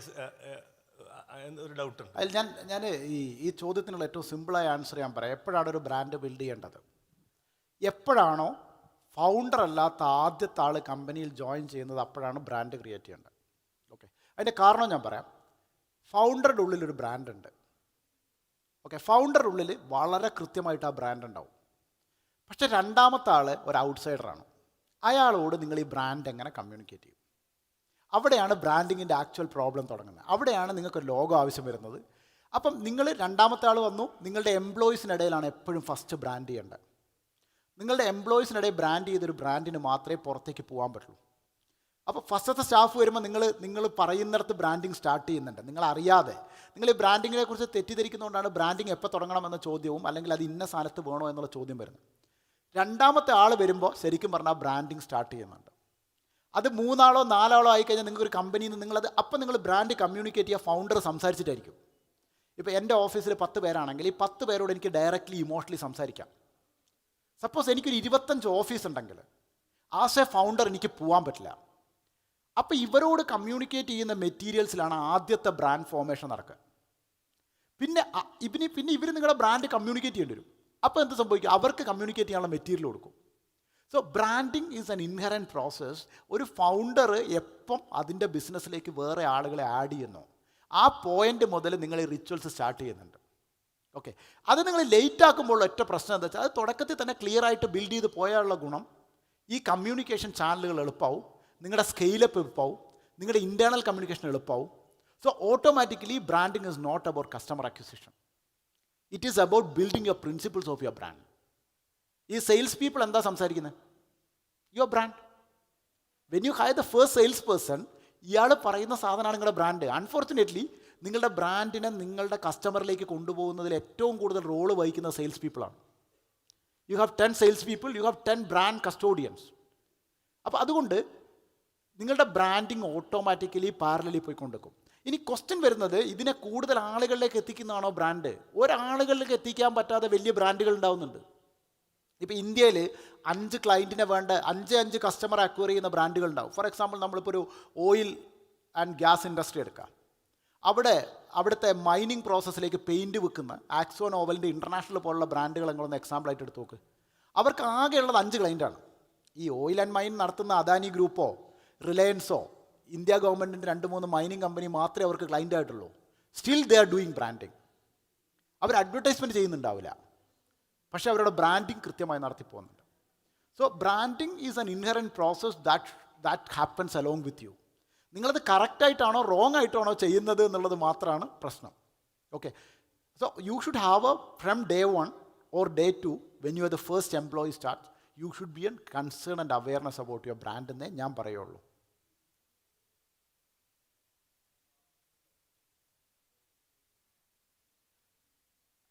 ആവശ്യമുള്ള കസ്റ്റമറെ മാത്രമേ നമ്മൾ ഫോക്കസ് ചെയ്യേണ്ട ആവശ്യമുള്ളൂ. അത് പക്ഷേ ബ്രാൻഡിങ് അല്ല, അത് ടാർഗറ്റിംഗ് ആണ്. ഓക്കെ, അവരോട് എങ്ങനെ കമ്മ്യൂണിക്കേറ്റ് ചെയ്യുന്നു എന്നുള്ളതാണ് ബ്രാൻഡിങ്. ഓക്കെ, സെലക്ട് ചെയ്യുന്നതിന് നമുക്ക് ടാർഗറ്റിംഗ് ഓർ സെഗ്മെൻറ്റേഷൻ എന്ന് പറയാം. ഓക്കെ, മാർക്കറ്റ് സെഗ്മെൻറ്റ് നമുക്ക് കറക്റ്റ് ചെയ്യും. പക്ഷേ ഈ സെഗ്മെൻറ്റേഷൻ ചെയ്ത് കഴിഞ്ഞാൽ, ഇപ്പം ഞാനൊരു സിമ്പിൾ, അതിന് ഞാൻ തിരിച്ചൊരു ചോദ്യം ചോദിച്ചോട്ടെ. ഇപ്പം ഞാൻ ഈ പറഞ്ഞ പോലെ, ഇപ്പം നിങ്ങൾ ഒരു എക്സാമ്പിൾ ഞാൻ പറയാം. ഒരു മോളിൽ പോയാൽ, ഓക്കെ, ഒരുപാട് തരത്തിലുള്ള പ്രൊഡക്റ്റ് ഉണ്ട്. പക്ഷെ ഞാൻ വാങ്ങുന്നത് മാരുതി ആണോ BMW ആണോ എന്ന് തീരുമാനിക്കുന്നത് പ്രൈസ് മാത്രമല്ല. പ്രൈസ് ഒരു ഫാക്ടറാണ്. പക്ഷേ ആ ബ്രാൻഡിൻ്റെ ഡിസൈൻ, നിങ്ങളൊരു പോർഷൻ്റെ ഒരു ഡിസൈൻ കണ്ടു കഴിഞ്ഞാൽ അത് ഇഷ്ടപ്പെടാതെ പോകുന്ന ഒരുപാട് പേരുണ്ടാവും. ഇവിടെ ഒരു സെഗ്മെൻറ്റേഷൻ, ഇവരോട് കമ്മ്യൂണിക്കേറ്റ്, ഇത് എൻ്റെ പ്രൊഡക്റ്റ് ആണെന്ന് എങ്ങനെ കമ്മ്യൂണിക്കേറ്റ് ചെയ്യും? അതിനെയാണ് നമ്മൾ ശരിക്കും പറഞ്ഞാൽ ഈ പൊസിഷനിങ് എന്ന് പറയുന്നത്. ഇത് ഏത് ഓഡിയൻസിനോട് കണക്ട് ചെയ്യുന്നു, അതിന് ആ പൊസിഷൻ അച്ചീവ് ചെയ്യുക through design, through communication, through every other aspects and brand assets of a brand. അതിനെയാണ് ശരിക്കും ബ്രാൻഡിങ് എന്ന് ടെക്നിക്കലി നമ്മൾ പറയുക.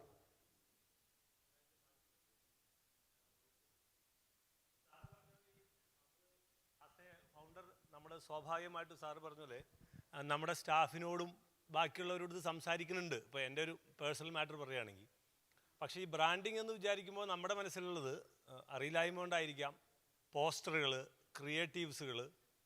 അപ്പോൾ സാറ് ഉദ്ദേശിച്ച ബ്രാൻഡിങ് ഇതൊന്നുമല്ല. ഞാനിപ്പോൾ പറയാം, എനിക്കൊരു ക്ലയൻ്റ് ഉണ്ട്, ഒരു ഭയങ്കര ഹൈ ലെവൽ B2B ബ്രാൻഡ്. ആ ബ്രാൻഡ് എന്നെ ഓൺബോർഡ് ചെയ്തിരിക്കുന്നത് അതിൻ്റെ സെയിൽസ് ടീമിന് ലെറ്റർ അയക്കാൻ വേണ്ടി മാത്രം.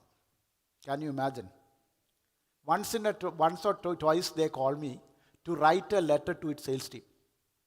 അത് മാത്രമാണ് എനിക്കുള്ള പണി. ഞാനവിടെ ഡിസൈൻ ചെയ്യുന്നില്ല, ഞാൻ ഒന്നും ചെയ്യുന്നില്ല. പക്ഷെ CEO ചിന്തിക്കുന്ന ലെവലിൽ എൻ്റെ രണ്ട് പണി ആ ബ്രാൻഡിൽ. ഒന്ന്, ആ ബ്രാൻഡ് കസ്റ്റമർ കൊടുക്കുന്ന പ്രസൻറ്റേഷൻ്റെ ഫസ്റ്റ് പേജ് ഉണ്ടാക്കുക എന്നുള്ളതാണ്. Okay, it's not very easy task. ഒരു പ്രസൻറ്റേഷൻ്റെ ഫസ്റ്റ് പേജിൽ ഒരു കോപ്പി എഴുതി വെക്കുക, എന്താണ് ഇത് കമ്മ്യൂണിക്കേറ്റ് ചെയ്യുക, ഈ ടോട്ടൽ ടീം കമ്മ്യൂണിക്കേറ്റ് ചെയ്യുക. രണ്ടാമത്തത്, സെയിൽസ് പീപ്പിളിന് ലെറ്റർ എഴുതുക. And I M A branding expert. I have been hired for writing these 2 letters by a very famous brand. And the CEO calls maybe once and twice in a year. But he pays me every month. Before 5th, he pays me my retainer fish. Just to ensure that I am there to write to his sales team. അതാണ് branding എന്ന് ഞാൻ ഉറച്ചു വിശ്വസിക്കുന്നു. Because ആ ബ്രാൻഡിൻ്റെ customers R Google, Amazon, അങ്ങനത്തെ ബ്രാൻഡുകളാണ്. കാരണം അവിടെ കയറിയിട്ട് എനിക്ക് പ്രൊഡക്റ്റ് അഡ്വർടൈസ്മെൻറ്റ് ചെയ്യാനൊന്നുമില്ല. അവിടെ my core idea is totally different with respect to the brand. So that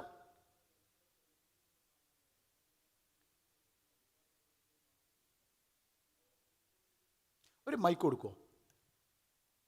Kozhikode top ഫോമിലെ biryani ഉണ്ട്, പാരഗണിലെ ബിരിയാണി. എനിക്ക് ഏറ്റവും ഇഷ്ടപ്പെട്ട ടോപ്പ് ഫോമിലെ ബിരിയാണിയാണ്. പക്ഷേ ഒരു ഫംഗ്ഷൻ വരുമ്പോൾ നമ്മൾ ചൂസ് ചെയ്യുക പാരഗൺ ആയിരിക്കാം. അത് ചൂസിങ്ങിൻ്റെ ഒരു പ്രശ്നമാണ്. അതായത് ബ്രാൻഡിങ് എന്ന് പറയപ്പെടുന്നത് ചൂസിങ്ങിൻ്റെ പ്രശ്നമല്ല, അതൊരു പൊസിഷനിങ്ങിൻ്റെ കാര്യമാണ്. ജനങ്ങൾ തിരഞ്ഞെടുപ്പിൻ്റെ ഒരു മാനദണ്ഡം എന്ന് പറഞ്ഞാൽ ബ്രാൻഡിങ്ങിന് വളരെ പ്രധാനപ്പെട്ട ഒരു ഘടകം ഉണ്ടെന്നാണ് പൊതുവെ ഉള്ളൊരു അതൊരു പൊസിഷനിങ് ആണ്. അതായത് ടോപ്പ് ഫോം ഒരു B2C ആയിട്ടേ പൊസിഷൻ ചെയ്തിട്ടുള്ളൂ. പാരഗണിൻ്റെ catering is already positioned in to the market. അതുകൊണ്ട് മാത്രമാണ് നിങ്ങളുടെ ഈ ചൂസിങ്ങിൻ്റെ ഡിഫറൻസ് വരുന്നത്. നാളെ ടോപ്പ് ഫോമും അതേ ലെവലിൽ ഒരു കാറ്ററിംഗ് പൊസിഷൻ ചെയ്താൽ then it becomes an agony of choice. So this is called positioning actually. Sir നേരത്തെ പറഞ്ഞല്ലോ ഫങ്ഷണൽ, പിന്നെ വേറെ പറഞ്ഞാൽ ഇമോഷണൽ. അപ്പോൾ എൻ്റെ ഒരു സംശയം ചോദിക്കുന്നതാണ്. നമ്മളിപ്പോൾ പിഡിലൈറ്റിൻ്റെ ബ്രാൻഡിനെ കുറിച്ച് പറഞ്ഞു. അവർ ഓൾമോസ്റ്റ് 70% മാർക്കറ്റ് ഷെയർ ഹോൾഡ് ചെയ്യുന്ന സമയത്ത്, ഓർമ്മ ശരിയാണെന്നറിയില്ല, നമ്മുടെ ഇങ്ങനെ മുട്ടേൻ്റെ വണ്ടിയിൽ പോകുന്നത് ആ ഒരു പരസ്യ സീരീസ് ഉണ്ടല്ലോ, അവിടെ നടക്കുന്ന ശരിക്കും ബ്രാൻഡിങ് ആണോ മാർക്കറ്റിംഗ് ആണോ? അവിടെ കൃത്യമായിട്ട് അഡ്വർടൈസ്. അവിടെ ശരിക്കും പറഞ്ഞാൽ നിങ്ങൾ ഫെവിക്കോളിൻ്റെ പരസ്യം പക്ക ഫങ്ഷണൽ ബെനിഫിറ്റിൽ ആഡ് ചെയ്തിട്ടുള്ള ബ്രാൻഡാണ്. പക്ക functional benefit. And that is why that so effective. ഞാനൊരു എക്സാമ്പിൾ പറഞ്ഞിടാം. ഇപ്പോൾ പണ്ടത്തെ ക്രിക്കറ്റ് കളിയുടെ സമയത്ത് മീൻ പിടിക്കുന്നു. അതായത് മീൻ പിടിക്കുമ്പോൾ ഒരാൾ മറ്റേ ഇത് വെച്ച് മീൻ പിടിക്കാൻ നോക്കുന്നു, 2 തുള്ളി ഒറ്റിച്ചിട്ട് ഇങ്ങനെ കൊണ്ടുവെക്കും, മീൻ കുടുങ്ങുന്നു. ഇത്ര പെട്ടും ആ പ്രൊഡക്റ്റിൻ്റെ ഫങ്ഷണൽ ബെനിഫിറ്റ് എന്താ? പെട്ടെന്ന് ഒട്ടും. ആമേ റൈറ്റ്? യെസ്. ഈ ഫങ്ഷണൽ ബെനഫിറ്റിനെ വളരെ കൃത്യമായിട്ട് ക്രിയേറ്റീവ്ലി എൻ്റെ ഓഡിയൻസിലേക്ക് ഡിറൈവ് ചെയ്തിട്ടുണ്ട്, അവർ ഡിഫൈൻ ചെയ്തിട്ടുണ്ട് അല്ലേ. Yes yes. അവരുടെ എല്ലാ പരസ്യങ്ങളും അങ്ങനെയാണ്. ഒരു വലിയ വണ്ടിയിൽ കുറേ ആൾ കയറി പോകുന്നു, ഇങ്ങനെ ആടുന്നു, ആരും താഴെ വീഴുന്നില്ല. Yes yes. അവരുടെ ഫങ്ഷണൽ ബെനഫിറ്റ് ഒട്ടിയാ വിടൂല, അതാണ് അവരുടെ ഫങ്ഷണൽ ബെനഫിറ്റ്. ഓക്കെ. ഇവർ Fevicol as a brand functional benefit മാത്രം അഡ്വർടൈസ്മെൻറ്റ് ചെയ്തിട്ടുള്ള കമ്പനിയാണ്. Last 50 years plus they are just advertising functional benefit to the end audience. പക്ഷെ അതിലൊരു സംശയം. അപ്പോൾ അതിലൊരു മുട്ട പൊട്ടാത്തൊരു പരസ്യം വരുന്നുണ്ട്. കറക്റ്റ്. അതിൽ കോഴി ആ മുട്ട പൊട്ടൂലല്ലോ, അത് ഒട്ടിപ്പോയില്ലേ, അവിടെയും ഫങ്ഷണൽ ബെനിഫിറ്റ് ആണ്. ഈ സാധനം പൊട്ടിപ്പോരുമില്ലല്ലോ, ഈ പശ ഒട്ടിച്ച് കഴിഞ്ഞാൽ പൊട്ടിപ്പോരണം. ഓക്കെ. ഈ ഫെവിക്കോള് ഒട്ടിച്ചാൽ പിന്നെ ഈ സാധനം മുട്ടയല്ല എന്തായാലും പൊട്ടൂല. ഈ ഫങ്ഷണൽ ബെനിഫിറ്റ് അവർ എത്ര ക്രിയേറ്റീവ്ലി ഡിഫൈൻ ചെയ്യും. നിങ്ങൾക്കത് വേറെ എന്തെങ്കിലുമൊക്കെ പറഞ്ഞിട്ട് അവർക്ക് പറയായിരുന്നു ലോകത്തിൽ ഏറ്റവും ഒട്ടുന്ന പശ എന്നൊക്കെ പറയായിരുന്നു. ഇല്ല, ഞാൻ ചോദിക്കുന്നത് എൻ്റെ സംശയം ഇതാണ്. അതായത് മാർക്കറ്റ് ഷെയറിൻ്റെ 70% എബോ അവർ ഹോൾഡ് ചെയ്യുന്ന സമയത്ത് അവരിങ്ങനെ ചെയ്യാനുള്ള കാരണം എന്താണെന്ന് ചോദിക്കുന്നത്. അല്ല, അവർക്ക് അത് നമ്മളുടെ സിമ്പിളായിട്ട് പറഞ്ഞുതരാം. അതിൻ്റെ ഒരു സിമ്പിൾ തിയറി, ഈ മാർക്കറ്റിങ്ങിൽ ഏറ്റവും ക്രിട്ടിക്കലായ theory that you should remember, your share of marketing is directly proportion to share of voice എന്നാണ്. ഓക്കെ, അത് വളരെ സിമ്പിളാണ് ആ തിയറി. നിങ്ങൾക്ക് സപ്പോസ് ഒരു 100, അതിനകത്ത് ഡിജിറ്റലിൽ ഒരു വലിയ പ്രോബ്ലം ഉണ്ട് which I usually talk to people. ഈ മാർക്കറ്റ് ഷെയർ എന്ന് പറഞ്ഞാൽ ഇപ്പോൾ ഒരു 100 കസ്റ്റമർ ഉണ്ട് ഇവിടെ, ഈ റൂമിൽ 100 പേരുണ്ട്. ഈ 100 പേരിൽ എത്ര പേര് എൻ്റെ കസ്റ്റമർ ആണെന്നുള്ളതിനാണ് നമ്മൾ ഷെയർ ഓഫ് മാർക്കറ്റ് എന്ന് പറയുന്നത്. ഈ ഷെയർ ഓഫ് മാർക്കറ്റ് ഡിസൈൻ ചെയ്യുന്നത് നിങ്ങളിൽ എത്ര പേരിലേക്ക്, ഇവിടെ എത്ര ഒച്ചയുണ്ട്, ആ ഒച്ചയിൽ എത്ര % എൻ്റെയാണ്. That is called share of voice. അതിനെ സിമ്പിളി പറയുകയാണെങ്കിൽ നിങ്ങൾ എത്ര വട്ടം, ഇപ്പോൾ ഫോർ എക്സാമ്പിൾ 100 പരസ്യം നിങ്ങൾ കാണുന്നുണ്ടെങ്കിൽ നിങ്ങളുടെ ഷെയർ ഓഫ് മാർക്കറ്റ് 60 ആണെങ്കിൽ നിങ്ങളുടെ അഡ്വർടൈസ്മെൻറ്റും 60% ആയിരിക്കും. ഈസ്റ്റേണിൻ്റെ ഒരു എക്സാമ്പിൾ ഞാൻ പറയാം. എനിക്കത് മീരാൻ സാർക്ക് ഇവിടെ ക്ലാസ് എടുക്കുന്നുണ്ട്. ഈസ്റ്റേണിന് 60% ഷെയർ ഓഫ് മാർക്കറ്റ് ഉള്ളപ്പോൾ അവരുടെ ടി വിയിൽ, ഇപ്പോൾ സാജിദൊക്കെ അറിയാം, അവരുടെ ടി വിയുടെ അഡ്വർടൈസിങ് സ്പെൻഡ് 60% ആയിരിക്കും. ടോട്ടൽ 1000 പരസ്യം ഇറങ്ങുന്നുണ്ടെങ്കിൽ അതിൽ 600 എണ്ണം ഈസ്റ്റേണിൻ്റെ ആയിരിക്കും. ദേ keep this market share and the share of voice equal. അതിന് വേണ്ടിയിട്ട് അതുകൊണ്ട് തന്നെ ഒരിക്കലും നമുക്ക് വിഡ്രോ ചെയ്യാൻ പറ്റില്ല. വിഡ്രോ ചെയ്താൽ ഈ ഷെയർ ഓഫ് വോയിസ് വേറൊരാൾ കയറി വരും. നിങ്ങളൊരു സ്ഥലത്ത് എഴുന്നേറ്റ് നിന്ന് അവിടെ വന്ന് വേറൊരാളിരിക്കും. സോ നിങ്ങൾ എത്ര മാർക്കറ്റ് ഷെയർ ഉള്ളപ്പോഴും you should keep that. 70% market share ഉണ്ടെങ്കിൽ 70% അഡ്വർടൈസിങ് സ്പെൻഡ് എടുത്തിരിക്കണം. അതിൽ നിന്ന് ബാക്കോട്ട് പോയാൽ നിങ്ങൾ അപ്പോൾ എന്താ സംഭവം, നിങ്ങളെ വന്ന് ഒരാളെ അടിച്ച് തകർക്കും. അതിന് കേരളത്തിൽ ഞാനൊരു വലിയ എക്സാമ്പിൾ പറയുന്നുണ്ട്. പെപ്സ് എന്ന് പറയുന്ന ബെഡ് ബ്രാൻഡ്, അവിടെ ആരെങ്കിലും അതുമായിട്ട് കണക്ട് ആയിട്ടുണ്ടെന്ന് എനിക്കറിയില്ല. ഈ ബെഡ് ബ്രാൻഡിങ് ആരും ബ്രാൻഡ് ചെയ്യാത്തൊരു സമയത്താണ് പെപ്സ് കൊണ്ടുവരുന്നത്. ഷെയർ ഓഫ് വോയിസ് 0 ആണ് ആ ഇൻഡസ്ട്രിയിൽ. ഇവർ കൊണ്ടുവന്നിട്ട് പരസ്യം ഇട്ട് കഴിഞ്ഞപ്പോണ്ടല്ലോ അവരുടെ market share grown massively for the next few years. പിന്നെ ഞാൻ കൺക്ലൂഡ് ചെയ്യാം. പിന്നെ അപ്പോൾ എൻ്റെ ഒരു സംശയം, അതിനകത്ത് നിന്നുകൊണ്ടുള്ളൊരു സംശയമാണ്. ആ സമയത്ത് ഫെവിക്കോൾ എന്ന് പറഞ്ഞ കമ്പനി ഫങ്ഷണൽ ചെയ്യാതെ ഇമോഷണൽ മാത്രം ചെയ്തെങ്കിൽ എന്തായിരുന്നു അവർക്ക് സംഭവിക്കുക? അത് ഭയങ്കര ഡിഫിക്കൽട്ടാണ്. കാരണം അവരുടെ പ്രൊഡക്റ്റ് അവിടെ ആക്ച്വലി വെൽ പൊസിഷൻഡ്. അവിടെ ഒരു ഫങ്ഷണൽ ബെനിഫിറ്റ് മാത്രമേ അവർക്ക് സെല് ചെയ്യാനുള്ളൂ. ഈ ഫെവിക്കോൾ വാങ്ങിയിട്ട് ഇമോഷണൽ ബെനിഫിറ്റ് ചെയ്യണമെന്നുണ്ടെങ്കിലേ ഫസ്റ്റ് ഓഫ് ഓൾ ഈ ഫെവിക്കോൾ വാങ്ങിയിട്ട് തലേ വെച്ച് നടക്കുന്ന ഒരു സാധനമാണെന്ന് വെക്കുക. അതിനകത്ത് ഇമോഷൻ ഇല്ല. ഈ ഫെവിക്കോൾ ഒട്ടിച്ചിട്ട് സാധനം കാണാത്ത സാധനമാണ്. ഇറ്റ്സ് ഒരു സ്ഥലത്തും കാണുമോ? ഇല്ല. അപ്പോൾ അതുകൊണ്ട് തന്നെ ഇതിനൊരു ഇമോഷണൽ ആസ്പെക്റ്റും ഇല്ല. ഇതിനൊരു ഫങ്ഷണൽ ബെനിഫിറ്റ് മാത്രമേ ഉള്ളൂ. ഇമോഷണലി ചെയ്യാൻ നോക്കി ആ പ്രൊഡക്റ്റ് ക്ലിക്ക് ആവുകയില്ല മാർക്കറ്റിൽ. ബിക്കോസ് ആ പ്രൊഡക്റ്റിന് ഒരു ഇമോഷണൽ ആസ്പെക്ട്, അതിൻ്റെ കോർ പ്രോഡക്റ്റ് ഓൾറെഡി ക്ലിക്ക് ആയിരിക്കുകയാണ്. അതുകൊണ്ട് കാര്യമില്ല. അതുകൊണ്ട് അവിടെ ഇമോഷൻ ഇല്ല. ആ പ്രൊഡക്റ്റ് നിങ്ങൾക്ക് ഇമോഷൻ തരില്ല. ഫെവിക്കോൾ എന്ത് ഇമോഷൻ തരുന്നത്? അവർ ഇമോഷണൽ ആഡ്സ് ചെയ്യാറുണ്ട്. നിങ്ങൾ ആ പഴയ കസേരൻ്റെ ആഡ് എടുത്ത് നോക്കിയാൽ മതി. അതൊരു ബ്രാൻഡ് റീകോൾ ക്രിയേറ്റ് ചെയ്യാൻ വേണ്ടി, ഒരു ബ്രാൻഡിനെ കണ്ടിന്യൂ ചെയ്യാൻ വേണ്ടി ചിലപ്പോൾ ഒരു ചെറിയ പെർസെൻറ്റേജ് അവർ എന്ത് ചെയ്യും, ഇമോഷണൽ ബ്രാൻഡ് ചെയ്യും. പക്ഷെ അപ്പോഴും നിങ്ങളുടെ കോർ കമ്മ്യൂണിക്കേഷനിൽ എന്ത് തന്നെ ആയിരിക്കും, ഈ ഫങ്ഷണൽ ബെനിഫിറ്റ് തന്നെ ആയിരിക്കും. പക്ഷേ ഹാർലി ഡേവിഡ്സൺ നേരെ തിരിച്ചാണ്. ഹാർലി ഡേവിഡ്സൺ നേരെ തിരിച്ച് ഇമോഷൻ മാത്രമേ വിൽക്കുള്ളൂ. അവരൊരിക്കലും ഫങ്ഷണൽ ബെനിഫിറ്റ് വിൽക്കൂല. So this is the difference. Thank you.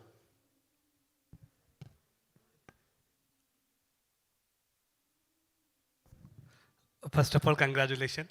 Branding എന്ന വിഷയത്തിൽ ബ്രാൻഡായ താങ്കൾക്ക് ഞങ്ങളുടെ അഭിനന്ദനങ്ങൾ.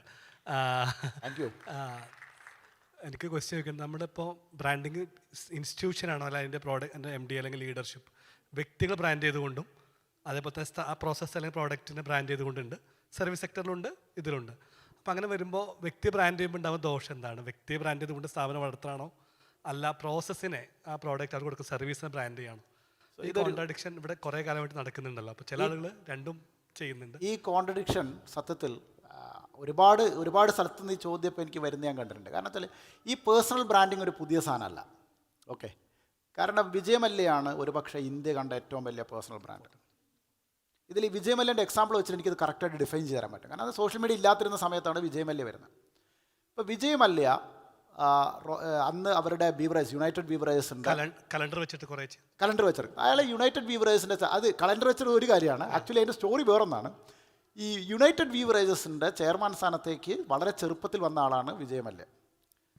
അച്ഛൻ പെട്ടെന്ന് മരിക്കുന്നതുകൊണ്ട് ലൈഫിൽ യുണൈറ്റഡ് ബീവറേജസിൽ. അപ്പോൾ ഇയാൾ കിങ് ഓഫ് ഗുഡ് ടൈംസ് എന്നാണ് നമ്മൾ ആരെ വിളിക്കുന്നത്? വിജയ് മല്യനെ വിളിക്കുന്നത്. വിജയ് മല്യനെ പത്രങ്ങൾ ചാർത്തി കൊടുത്ത പേരാണ് കിങ് ഓഫ് ഗുഡ് ടൈംസ്. പക്ഷേ ഈ കിങ് ഓഫ് ഗുഡ് ടൈംസ് എന്നുള്ളത് ആക്ച്വലി യുണൈറ്റഡ് ബീവറേഴ്സിൻ്റെ ടാഗ് ലൈനാണ്. അയാൾ അവിടെ ആ ബ്രാൻഡായിട്ട് പേഴ്സണിഫൈ ചെയ്തു. അയാൾ അങ്ങനെ അഭിനയിച്ചു. അത് കൃത്യമായിട്ട് മീഡിയ പബ്ലിസിറ്റി കിട്ടി, കൃത്യമായിട്ട് PR കിട്ടി. ഇത് ഇവരുടെ ബ്രാൻഡിൻ്റെ ടാഗ് ലൈനായിട്ട് കമ്മ്യൂണിക്കേറ്റ് ചെയ്തു. അവർ മാർക്കറ്റ് ലീഡറായി. കിങ്ഫിഷർ ബിയർ വരുന്ന സമയത്ത് കിങ്ഫിഷർ കലണ്ടർ എന്ന് പറഞ്ഞ് 2002 ന്യൂഡ് മോഡൽസിനെ കൊണ്ടിട്ട് ബാലിയിൽ കൊണ്ടുപോയിട്ട് അന്ന് NDTVയുടെ ഗുഡ് ടൈംസിൽ 13 എപ്പിസോഡ് വരുന്ന ഒരു TV ഷോ ആയിട്ടാണ് ഈ കലണ്ടർ ഇൻട്രൊഡ്യൂസ് ചെയ്യുന്നത്. ഈ കലണ്ടർ ഇൻട്രൊഡ്യൂസ് ചെയ്ത് 22 വർഷം 2002 മുതൽ 2021 വരെ ഈ കലണ്ടർ വരുന്നുണ്ട്. ഈ കലണ്ടർ നമ്മൾ ഇന്ത്യക്കാർ കാത്തിരുന്നു, PR കാത്തിരുന്നു. ഈ കലണ്ടർ പബ്ലിഷിലൂടെ വന്നതാണ് ദീപിക പദുക്കോൺ പോലെയുള്ള ഇന്നത്തെ ലോകം അറിയുന്ന സിനിമാ നടിമാർ, കത്രീന കൈഫ് പോലുള്ള ആളുകൾ. ഇവരിവിടെ എന്താ ചെയ്തത്? ഞാൻ നേരത്തെ പറഞ്ഞ ഹാബിറ്റ് ക്രിയേറ്റ് ചെയ്തു. ഒരേ കാര്യം ഇവർ നിരന്തരമായി 22 വർഷം ഇവർ ഈ കിങ് ഓഫ് ഗുഡ് ടൈംസ് പറയുന്ന സാധനം ആകാൻ വേണ്ടി വിജയ് മല്യ എന്ത് ചെയ്തു? അയാൾ അതായി ജീവിച്ചു. പക്ഷേ ഇപ്പോഴത്തെ പേഴ്സണൽ ബ്രാൻഡിങ്ങിൽ കേരളത്തിൽ നടക്കുന്ന ഒരു മണ്ടത്തരം ഞാൻ പറഞ്ഞുതരാം. ബ്രാൻഡ് ഒരു വഴിക്ക് പോകുന്നുണ്ട്, പേഴ്സണൽ ബ്രാൻഡിങ് വേറൊരു വഴിക്കും പോകുന്നുണ്ട്. ഈ ബ്രാൻഡ് അറിഞ്ഞിട്ടല്ല പേഴ്സണൽ ബ്രാൻഡ് ചെയ്യുന്നത്. കിങ് ഓഫ് ഗുഡ് ടൈംസ് എന്ന് റോയൽ ചലഞ്ചേഴ്സിന് UBK ടാഗ് ലൈൻ എഴുതിയിട്ടാണ് ഒരു കിങ് ഓഫ് ഗുഡ് ടൈമായിട്ട് വിജയ് മല്യ ജീവിക്കുന്നത്. അപ്പം നിങ്ങളുടെ ബ്രാൻഡിൻ്റെ കമ്മ്യൂണിക്കേഷനിലേക്ക് നിങ്ങൾക്ക് ഇറങ്ങി ചെന്നിട്ട് ഇൻഗ്രീഡിയൻ്റായി മാറാൻ പറ്റിയാൽ, ഇത് റിച്ചാർഡ്സൺ മറ്റേ ബ്രാൻസൺ ചെയ്തിട്ടുണ്ട്. അയാളുടെ വെർജിൻ മൊബൈലിൽ നഗ്നമായിട്ട് അയാൾ വണ്ടി നിർത്തി ചാടിയിട്ടാണ് ഒരു മൊബൈൽ ലോഞ്ച് ചെയ്തത്. അങ്ങനത്തെ കുറേ രസകരമായ കഥകൾ ചെയ്തിട്ടുള്ള മനുഷ്യനാണ്. ആ ബ്രാൻഡും പേഴ്സണൽ ഇത് ബോബി ചെമ്മണ്ണൂർ നന്നായി ചെയ്യുന്നുണ്ട്. ഓക്കെ, പേഴ്സണൽ ബ്രാൻഡും അടുപ്പിക്കുന്നതിൽ ബോബി ചെമ്മണ്ണൂർ നന്നായി ചെയ്യുന്നുണ്ട്. It's one of the best example of. മറ്റവർക്ക് എന്താ അറിയോ, ഈ ബാക്കി പല പേഴ്സണൽ ബ്രാൻഡ് ചെയ്യുമ്പോൾ ബ്രാൻഡുമായിട്ട് അകന്നു പോരുത്. ഈ പേഴ്സണൽ ബ്രാൻഡും അടുത്ത 2 പേർക്കും ബെനിഫിറ്റ് കിട്ടും. അതേസമയം പേഴ്സണൽ ബ്രാൻഡിങ് ഒരു വഴിക്കും ബ്രാൻഡ് വേറൊരു വഴിക്കും പോയാൽ 2 പേർക്കും 2 ബെനിഫിറ്റ് കിട്ടും. അങ്ങനെ വരുമ്പോഴേ ആ തലമുറ മാറ്റം വരുമ്പോൾ അത് ആ ബിസിനസ്സിനെ ബാധിക്കില്ലേ? തലമുറ മാറ്റം അത് അപ്പോഴേക്കും നമ്മൾ വേറെ സ്ട്രാറ്റജി കൊണ്ടുവരണം. തലമുറക്ക് ബ്രാൻഡ് ചെയ്യാൻ ആളുകൾ ഉണ്ടാവണമെന്നില്ല. കാരണം ആള് ബ്രാൻഡ് ചെയ്യുമ്പോൾ അല്ല, അപ്പോഴെന്താ പറയുക, ഇപ്പം നിങ്ങൾ കിങ്ഫിഷർ വിജയ് മല്യ ഇല്ലാതെയും ഓടുന്നില്ലേ? അതല്ല ഞാൻ പറഞ്ഞ, ഒരു ബിസിനസ് ബ്രാൻഡ് ചെയ്യുമ്പോൾ വ്യക്തികളെ ബ്രാൻഡ് ചെയ്ത് അത് രണ്ടും ഒരുമിച്ച്, അതാണ് ഞാൻ നേരത്തെ പറഞ്ഞത്. വ്യക്തിയെയും ബ്രാൻഡ് ചെയ്യരുത്, ഇത് രണ്ടിനും ഒരുമിച്ച് ബ്രാൻഡ് ചെയ്യാൻ പാടുള്ളൂ. അതായത് ആദ്യം നമ്മൾ ബ്രാൻഡിനെ ഡിഫൈൻ ചെയ്തിട്ട് അതിൻ്റെ പേഴ്സണാലിറ്റി നമ്മൾ എടുക്കണം. ഇതിന് ശരിക്കും പറഞ്ഞാൽ technically we talk about brand archetype എന്ന് പറഞ്ഞൊരു സാധനമുണ്ട്.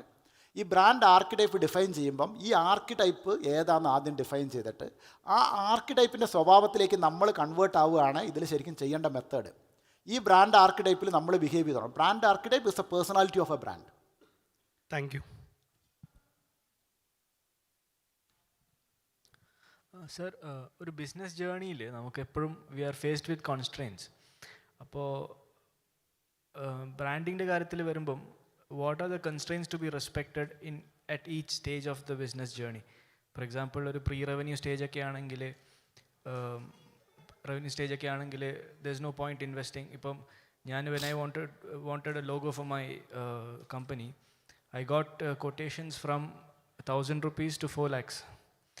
അവസാനം ഞാൻ എൻ്റെ തന്നെ ഡിസൈന് അവസാനം 1,500 വെറുതെ വരപ്പിച്ചതാണ്. Because I was at a pre-revenue stage. So അങ്ങനെ ഓരോ സ്റ്റേജിനും ബ്രാൻഡിങ്ങിൻ്റെ കൺസ്ട്രെയിൻസ് എന്തൊക്കെയാണെന്നുള്ളതാണ് ചോദ്യം. Okay, and second thing is how much is it important to associate a face, a person with a brand? Good question. ഇതിൽ ഈ ബ്രാൻഡിങ്ങിന് പ്രത്യേകിച്ച് റെസ്ട്രിക്ഷൻ ഇല്ല. ഓക്കെ, കാരണം നിങ്ങൾ ചെയ്ത പോലെ തന്നെയാണ് നൈക്കീൻ്റെ ബ്രാൻഡും ആദ്യം ചെയ്യുന്നത്. ഒരു പെൺകുട്ടീനെ കൊണ്ട് അപ്പുറത്ത് കോളേജിൽ പഠിച്ചൊരു പെൺകുട്ടീനെ വിളിച്ചിട്ട് നിങ്ങളൊരു ലോഗോ ഉണ്ടാക്കണം എന്ന് പറഞ്ഞു. ആ ലോഗോയായിട്ട് ഫിൽ നൈറ്റിൻ്റെ അടുത്ത് വരുന്നു. ഫിൽ നൈറ്റ് ഇതെന്ത് കോപ്പാണ്, എനിക്ക് ഇഷ്ടപ്പെട്ടില്ല എന്ന് വലിച്ചെറിയുന്നു. സമയമില്ലാത്തതുകൊണ്ട് ഗതികെട്ട രീതിയിൽ നിങ്ങളിപ്പോൾ കാണുന്ന നൈക്കീൻ്റെ ലോഗോ പുറത്തിറക്കുന്നു. സ്റ്റീവ് ജോബ്സിന് ആപ്പിളിൻ്റെ ലോഗോ ഒരു കാലത്തും ഇഷ്ടമായിരുന്നില്ല. സ്റ്റീവ് ജോബ്സ് എല്ലാ കാലത്തും ആപ്പിളിൻ്റെ ലോഗോ മാറ്റണമെന്ന് വാശി പിടിച്ചൊരു ഏർലി സ്റ്റേജ് ഉണ്ട്. അപ്പോൾ ഇതെന്താ വെച്ചാൽ നിങ്ങൾ ഈ കാലത്ത് അവൈലബിളായ എന്ത് സാധനം വെച്ചും ബ്രാൻഡിങ് സ്റ്റാർട്ട് ചെയ്യൽ മാത്രമേ നടക്കുള്ളൂ. ബ്രാൻഡിങ്ങിൻ്റെ മുകളിൽ യാതൊരു റെസ്ട്രിക്ഷനും ഇല്ല. കാരണം അവിടെ ഫണ്ട് ഒരു പ്രശ്നമല്ല. ഒരാൾ മറ്റൊരാളോട് കമ്മ്യൂണിക്കേറ്റ് ചെയ്യുന്ന എന്തും ബ്രാൻഡാണ്. ഒറ്റ കാര്യം ചിന്തിക്കേണ്ടത്, നിങ്ങളൊരു ഫസ്റ്റ് ഒരു കമ്പനി ഒരു പ്രീ റവന്യൂ സ്റ്റേജിൽ നിൽക്കുമ്പോൾ unless and until you believe that you have done and experiment with all this things, don't go to an agency. That's my first advice to you. കാരണം ഏജൻസിക്കാർ come with a different idea. ഒരു ബിസിനസ്സിൻ്റെ ഏറ്റവും strong hold എന്ന് പറയുന്ന അയാളുടെ ഫൗണ്ടറാണ്. Okay, നിങ്ങൾ തെറ്റാണ് എന്നൊരാൾ പറയണമെങ്കിൽ നിങ്ങൾ തെറ്റാണ് എന്നുള്ളത് നിങ്ങൾ സ്വയം പരിശീലിച്ച് നോക്കണം. അപ്പോൾ ഫസ്റ്റ് ഓഫ് ഓൾ ഒരു എക്സ്പേർട്ടിനെ ഹയർ ചെയ്യുന്നതിന് മുമ്പ് നിങ്ങൾ ഒരു ലെവലിൽ എത്തിയിരിക്കണം. ഒന്നല്ലെങ്കിൽ ആ ബിസിനസ് പൂട്ടിയിരിക്കണം, അല്ലെങ്കിൽ ആ ബിസിനസ് രക്ഷപ്പെട്ടിരിക്കണം. അതിനു മുമ്പ് നിങ്ങളൊരു എക്സ്പേർട്ടിനെ ഹയർ ചെയ്യരുത് എന്ന് വിശ്വസിക്കുന്ന ആളാണ് ഞാൻ. എൻ്റെ മുന്നിൽ വന്നിട്ട് ഇപ്പോൾ എൻ്റെ മുന്നിൽ പലരും വരാറുണ്ട്. അപ്പം ഞാൻ ഈ അടുത്ത കാലത്ത് എൻ്റെ വളരെ അടുത്തൊരു സുഹൃത്തിനോട് വന്ന് പുള്ളി ഒരു ബ്രാൻഡ് തുടങ്ങുന്നു എന്ന് പറഞ്ഞു, കാര്യങ്ങളൊക്കെ പറഞ്ഞു, ഐഡിയ ഒക്കെ പറഞ്ഞപ്പോൾ ഞാൻ പറഞ്ഞു, നിങ്ങളൊരു 200 എണ്ണം വിറ്റിട്ട് വാ, നിങ്ങളൊരു 200 എണ്ണം വിറ്റിട്ട് നിങ്ങൾ വാ, അപ്പം ഞാൻ നിങ്ങളെ എടുക്കാം, അല്ലെങ്കിൽ നമുക്ക് സംസാരിക്കാം. കാരണം ഒരു 200 എണ്ണം വിൽക്കുന്നതിന് മുമ്പ് നിങ്ങൾ നിങ്ങളുടെ പ്രോബ്ലം മനസ്സിലാക്കില്ല. നിങ്ങൾക്കൊരു സങ്കല്പം മാത്രമേ ഉള്ളൂ. ഒരു 200 എണ്ണം വിൽക്കാൻ നമുക്ക് എന്ത് വേണ്ട, ബ്രാൻഡിങ് വേണ്ട. നിങ്ങൾ ആ സ്റ്റേജൊക്കെ കഴിഞ്ഞിട്ട് വേണം ഒരാളുടെ അടുത്ത്. അതുവരെ നിങ്ങൾ ചെയ്ത ഡിസൈനാണ് ശരി, നിങ്ങൾ സെലക്ട് ചെയ്യുന്ന ഓപ്ഷൻസാണ് ശരി, എല്ലാം നിങ്ങളാണ് ശരി. ഒരു ഘട്ടം കഴിയുമ്പോൾ നിങ്ങളുടെ എല്ലാ ശരികളും പഠിച്ചു കഴിയുമ്പോൾ വേറൊരാൾ നിങ്ങളുടെ തെറ്റ് പറഞ്ഞാൽ മനസ്സിലാവും. ഇല്ലെങ്കിൽ മറ്റേ അയാളുടെ ഐഡിയ നിങ്ങളുടെ മുകളിൽ അടിച്ചേൽപ്പിക്കും. ഇപ്പം നിങ്ങൾ ശരിയല്ലെങ്കിൽ, ഞാനൊരു ബ്രാൻഡ് അഡ്വൈസറാണ്, ഞാനാണ് ശരിയെങ്കിൽ ഞാൻ നിങ്ങളുടെ പണിയെടുക്കൂലേ? എന്തുകൊണ്ടാണ് ഞാൻ നിങ്ങളുടെ പണിയെടുക്കാത്തത്? ഞാൻ എന്തുകൊണ്ടാണ് ഒരു FMCG കമ്പനി ഉണ്ടാക്കാത്തത്? എനിക്ക് ആ പണി അറിഞ്ഞുകൂടാത്തതുകൊണ്ടാ. അപ്പം നിങ്ങളുടെ മുന്നിലിരിക്കുന്ന ആൾ, നിങ്ങളുടെ പണിയെടുക്കാത്ത ഒരാൾക്ക്, എനിക്ക് പക്ഷേ പ്രാക്ടിക്കലായിട്ട് കുറേ ഡാറ്റ എൻ്റെ കയ്യിലുണ്ട്, മുമ്പ് വർക്ക് ചെയ്ത കമ്പനിയുടെ ഡാറ്റ ഉണ്ട്, ഞാൻ വായിച്ച പുസ്തകങ്ങളുടെ ഡാറ്റ ഉണ്ട്. എനിക്ക് ആകെ ചെയ്തു തരാൻ പറ്റുക നിങ്ങൾ ചെയ്തുകൊണ്ടിരിക്കുന്ന റൂട്ട് തെറ്റാണെന്ന് പറഞ്ഞുതരാൻ പറ്റും. പക്ഷേ നിങ്ങൾക്കൊരു ഐഡിയ പറഞ്ഞുതരാൻ പലപ്പോഴും എനിക്ക് പറ്റില്ല.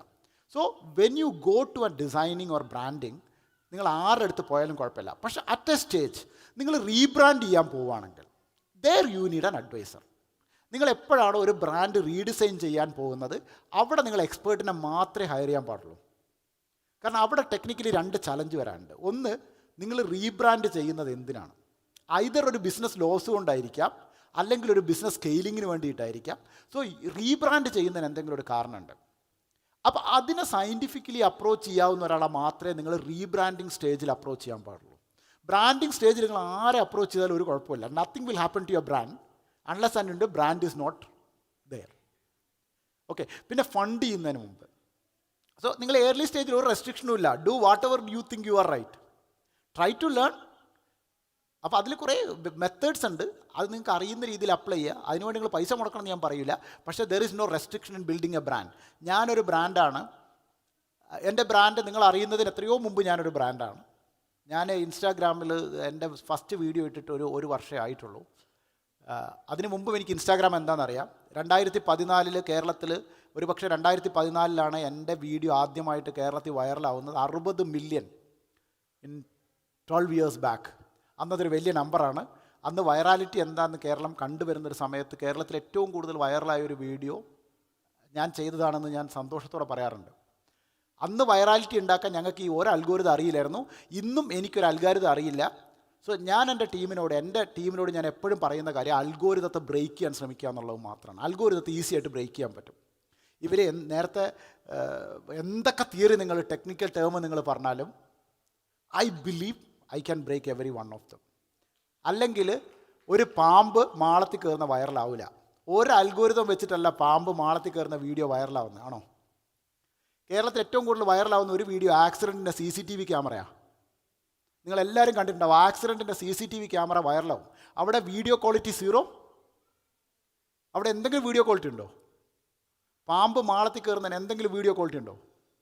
എന്നിട്ടത് വൈറലാവുന്നുണ്ടെങ്കിൽ ഈ അൽഗോരിതങ്ങളും ഈ പറയുന്ന പ്രൊഡക്ഷൻ യൂണിറ്റുകളുടെ കോസ്റ്റിനപ്പുറത്ത് മനുഷ്യനെ ഇൻട്രസ്റ്റ് ചെയ്യുന്ന എന്തോ ഒരു ഫാക്ടറി വീഡിയോകളുണ്ട് എന്നുള്ളതാണ്. So as A person I have an agency call don't tell me. Don't Tell Me is an agency. We don't take any paid advertisement. We never take a single, നിങ്ങളുടെ Facebook page ഞങ്ങൾ mind ചെയ്യുക പോലുമില്ല. We don't need your credential. We will promote your brand with organic, genuine content. This is something that I am experiment. No paid advertisement. But we need time. We will tell rational stories, sometimes irrational stories, sometimes trolls, sometimes human emotions beyond the scope of your brand. നിങ്ങളുടെ ബ്രാൻഡിൽ വരാതെ ഞങ്ങൾ നിങ്ങളുടെ ബ്രാൻഡിനെ promote ചെയ്യും. This is something that we do on A narrative advertising space. I don't have a digital agency, interestingly. I don't run a digital agency because I don't believe in paid advertisement. I don't believe in paid advertisement unless and until it's a D2C brand. I always try to break the conventional ways of digital advertising. And I am in digital advertising for the last 15 years. I have seen the transition from 2011 to 2020, last 15 years. I have seen the transition of digital advertising. So I believe still advertisement has not changed. ആരെങ്കിലും പിന്നെ ഈ digital ഏജൻസികളുടെ കാര്യത്തിൽ ഒരു കാര്യം കൂടി ഞാൻ add ചെയ്യാം. To my good friends sitting here, അവർ വന്നിട്ട് ടെക്നിക്കൽ ടേംസ് പറയുന്നുണ്ടെങ്കിൽ അതിൻ്റെ അർത്ഥം നമ്മളെ പേടിപ്പിക്കൽ മാത്രമാണ്. കുറേ ടേംസ് ഉണ്ട്, ഗ്ലോസറിയിൽ നിന്ന് ഇങ്ങനെ എടുത്ത് നിരത്താൻ പറ്റുന്ന കുറേ ടെക്നിക്കൽ ടേംസ് ഉണ്ട്. ഇതൊന്നും അല്ല digital marketing. Digital marketing is not about that terms they are talking about. That's not about marketing. Digital marketing or any marketing in that case is just, ഞാൻ നേരത്തെ സ്ലൈഡിലൊരു സാധനം കാണിക്കാനുണ്ടായിരുന്നു. ലോകത്തിൽ ആദ്യത്തെ പരസ്യവും ഇന്നലെ നിങ്ങൾ കണ്ട മൈജിയുടെ പരസ്യവും തമ്മിൽ യാതൊരു വ്യത്യാസവും ഇല്ല. ലോകത്തിൽ ആദ്യത്തെ പരസ്യം കണ്ടിട്ട് 5000 വർഷം കഴിഞ്ഞു. ഇന്നലെ മൈജി ചെയ്ത പരസ്യവും തമ്മിൽ യാതൊരു വ്യത്യാസവും ഇല്ല. അത് കോണ്ടന്റ് ഇസ് എക്സാക്ട്ലി സെയിം. ആകെ മാറിയത് പ്ലാറ്റ്ഫോമാണ്. അന്നൊരു കല്ലിൻ്റെ മുകളിലാണ് എഴുതിയിട്ടുള്ളത്, ഇന്നത് ഡിജിറ്റൽ മീഡിയയിൽ കണ്ടു എന്ന് ഒഴിച്ചാൽ അഡ്വർടൈസിങ്ങിൻ്റെ കോർ കോൺസെപ്റ്റിന് ഒരു മാറ്റം ഉണ്ടാവുന്നില്ല. And I can prove you that with the data, real ad spend data in India. But that's a long subject in itself, so I M not going there. But I am telling you guys, advertising is not, branding is not about advertising. It is all about emotions. എങ്ങനെയാണ് ബ്രാൻഡും കസ്റ്റമറും തമ്മിലുള്ള emotion ഏത് ലെവലിൽ build ചെയ്യാൻ പറ്റും, that is the only thing.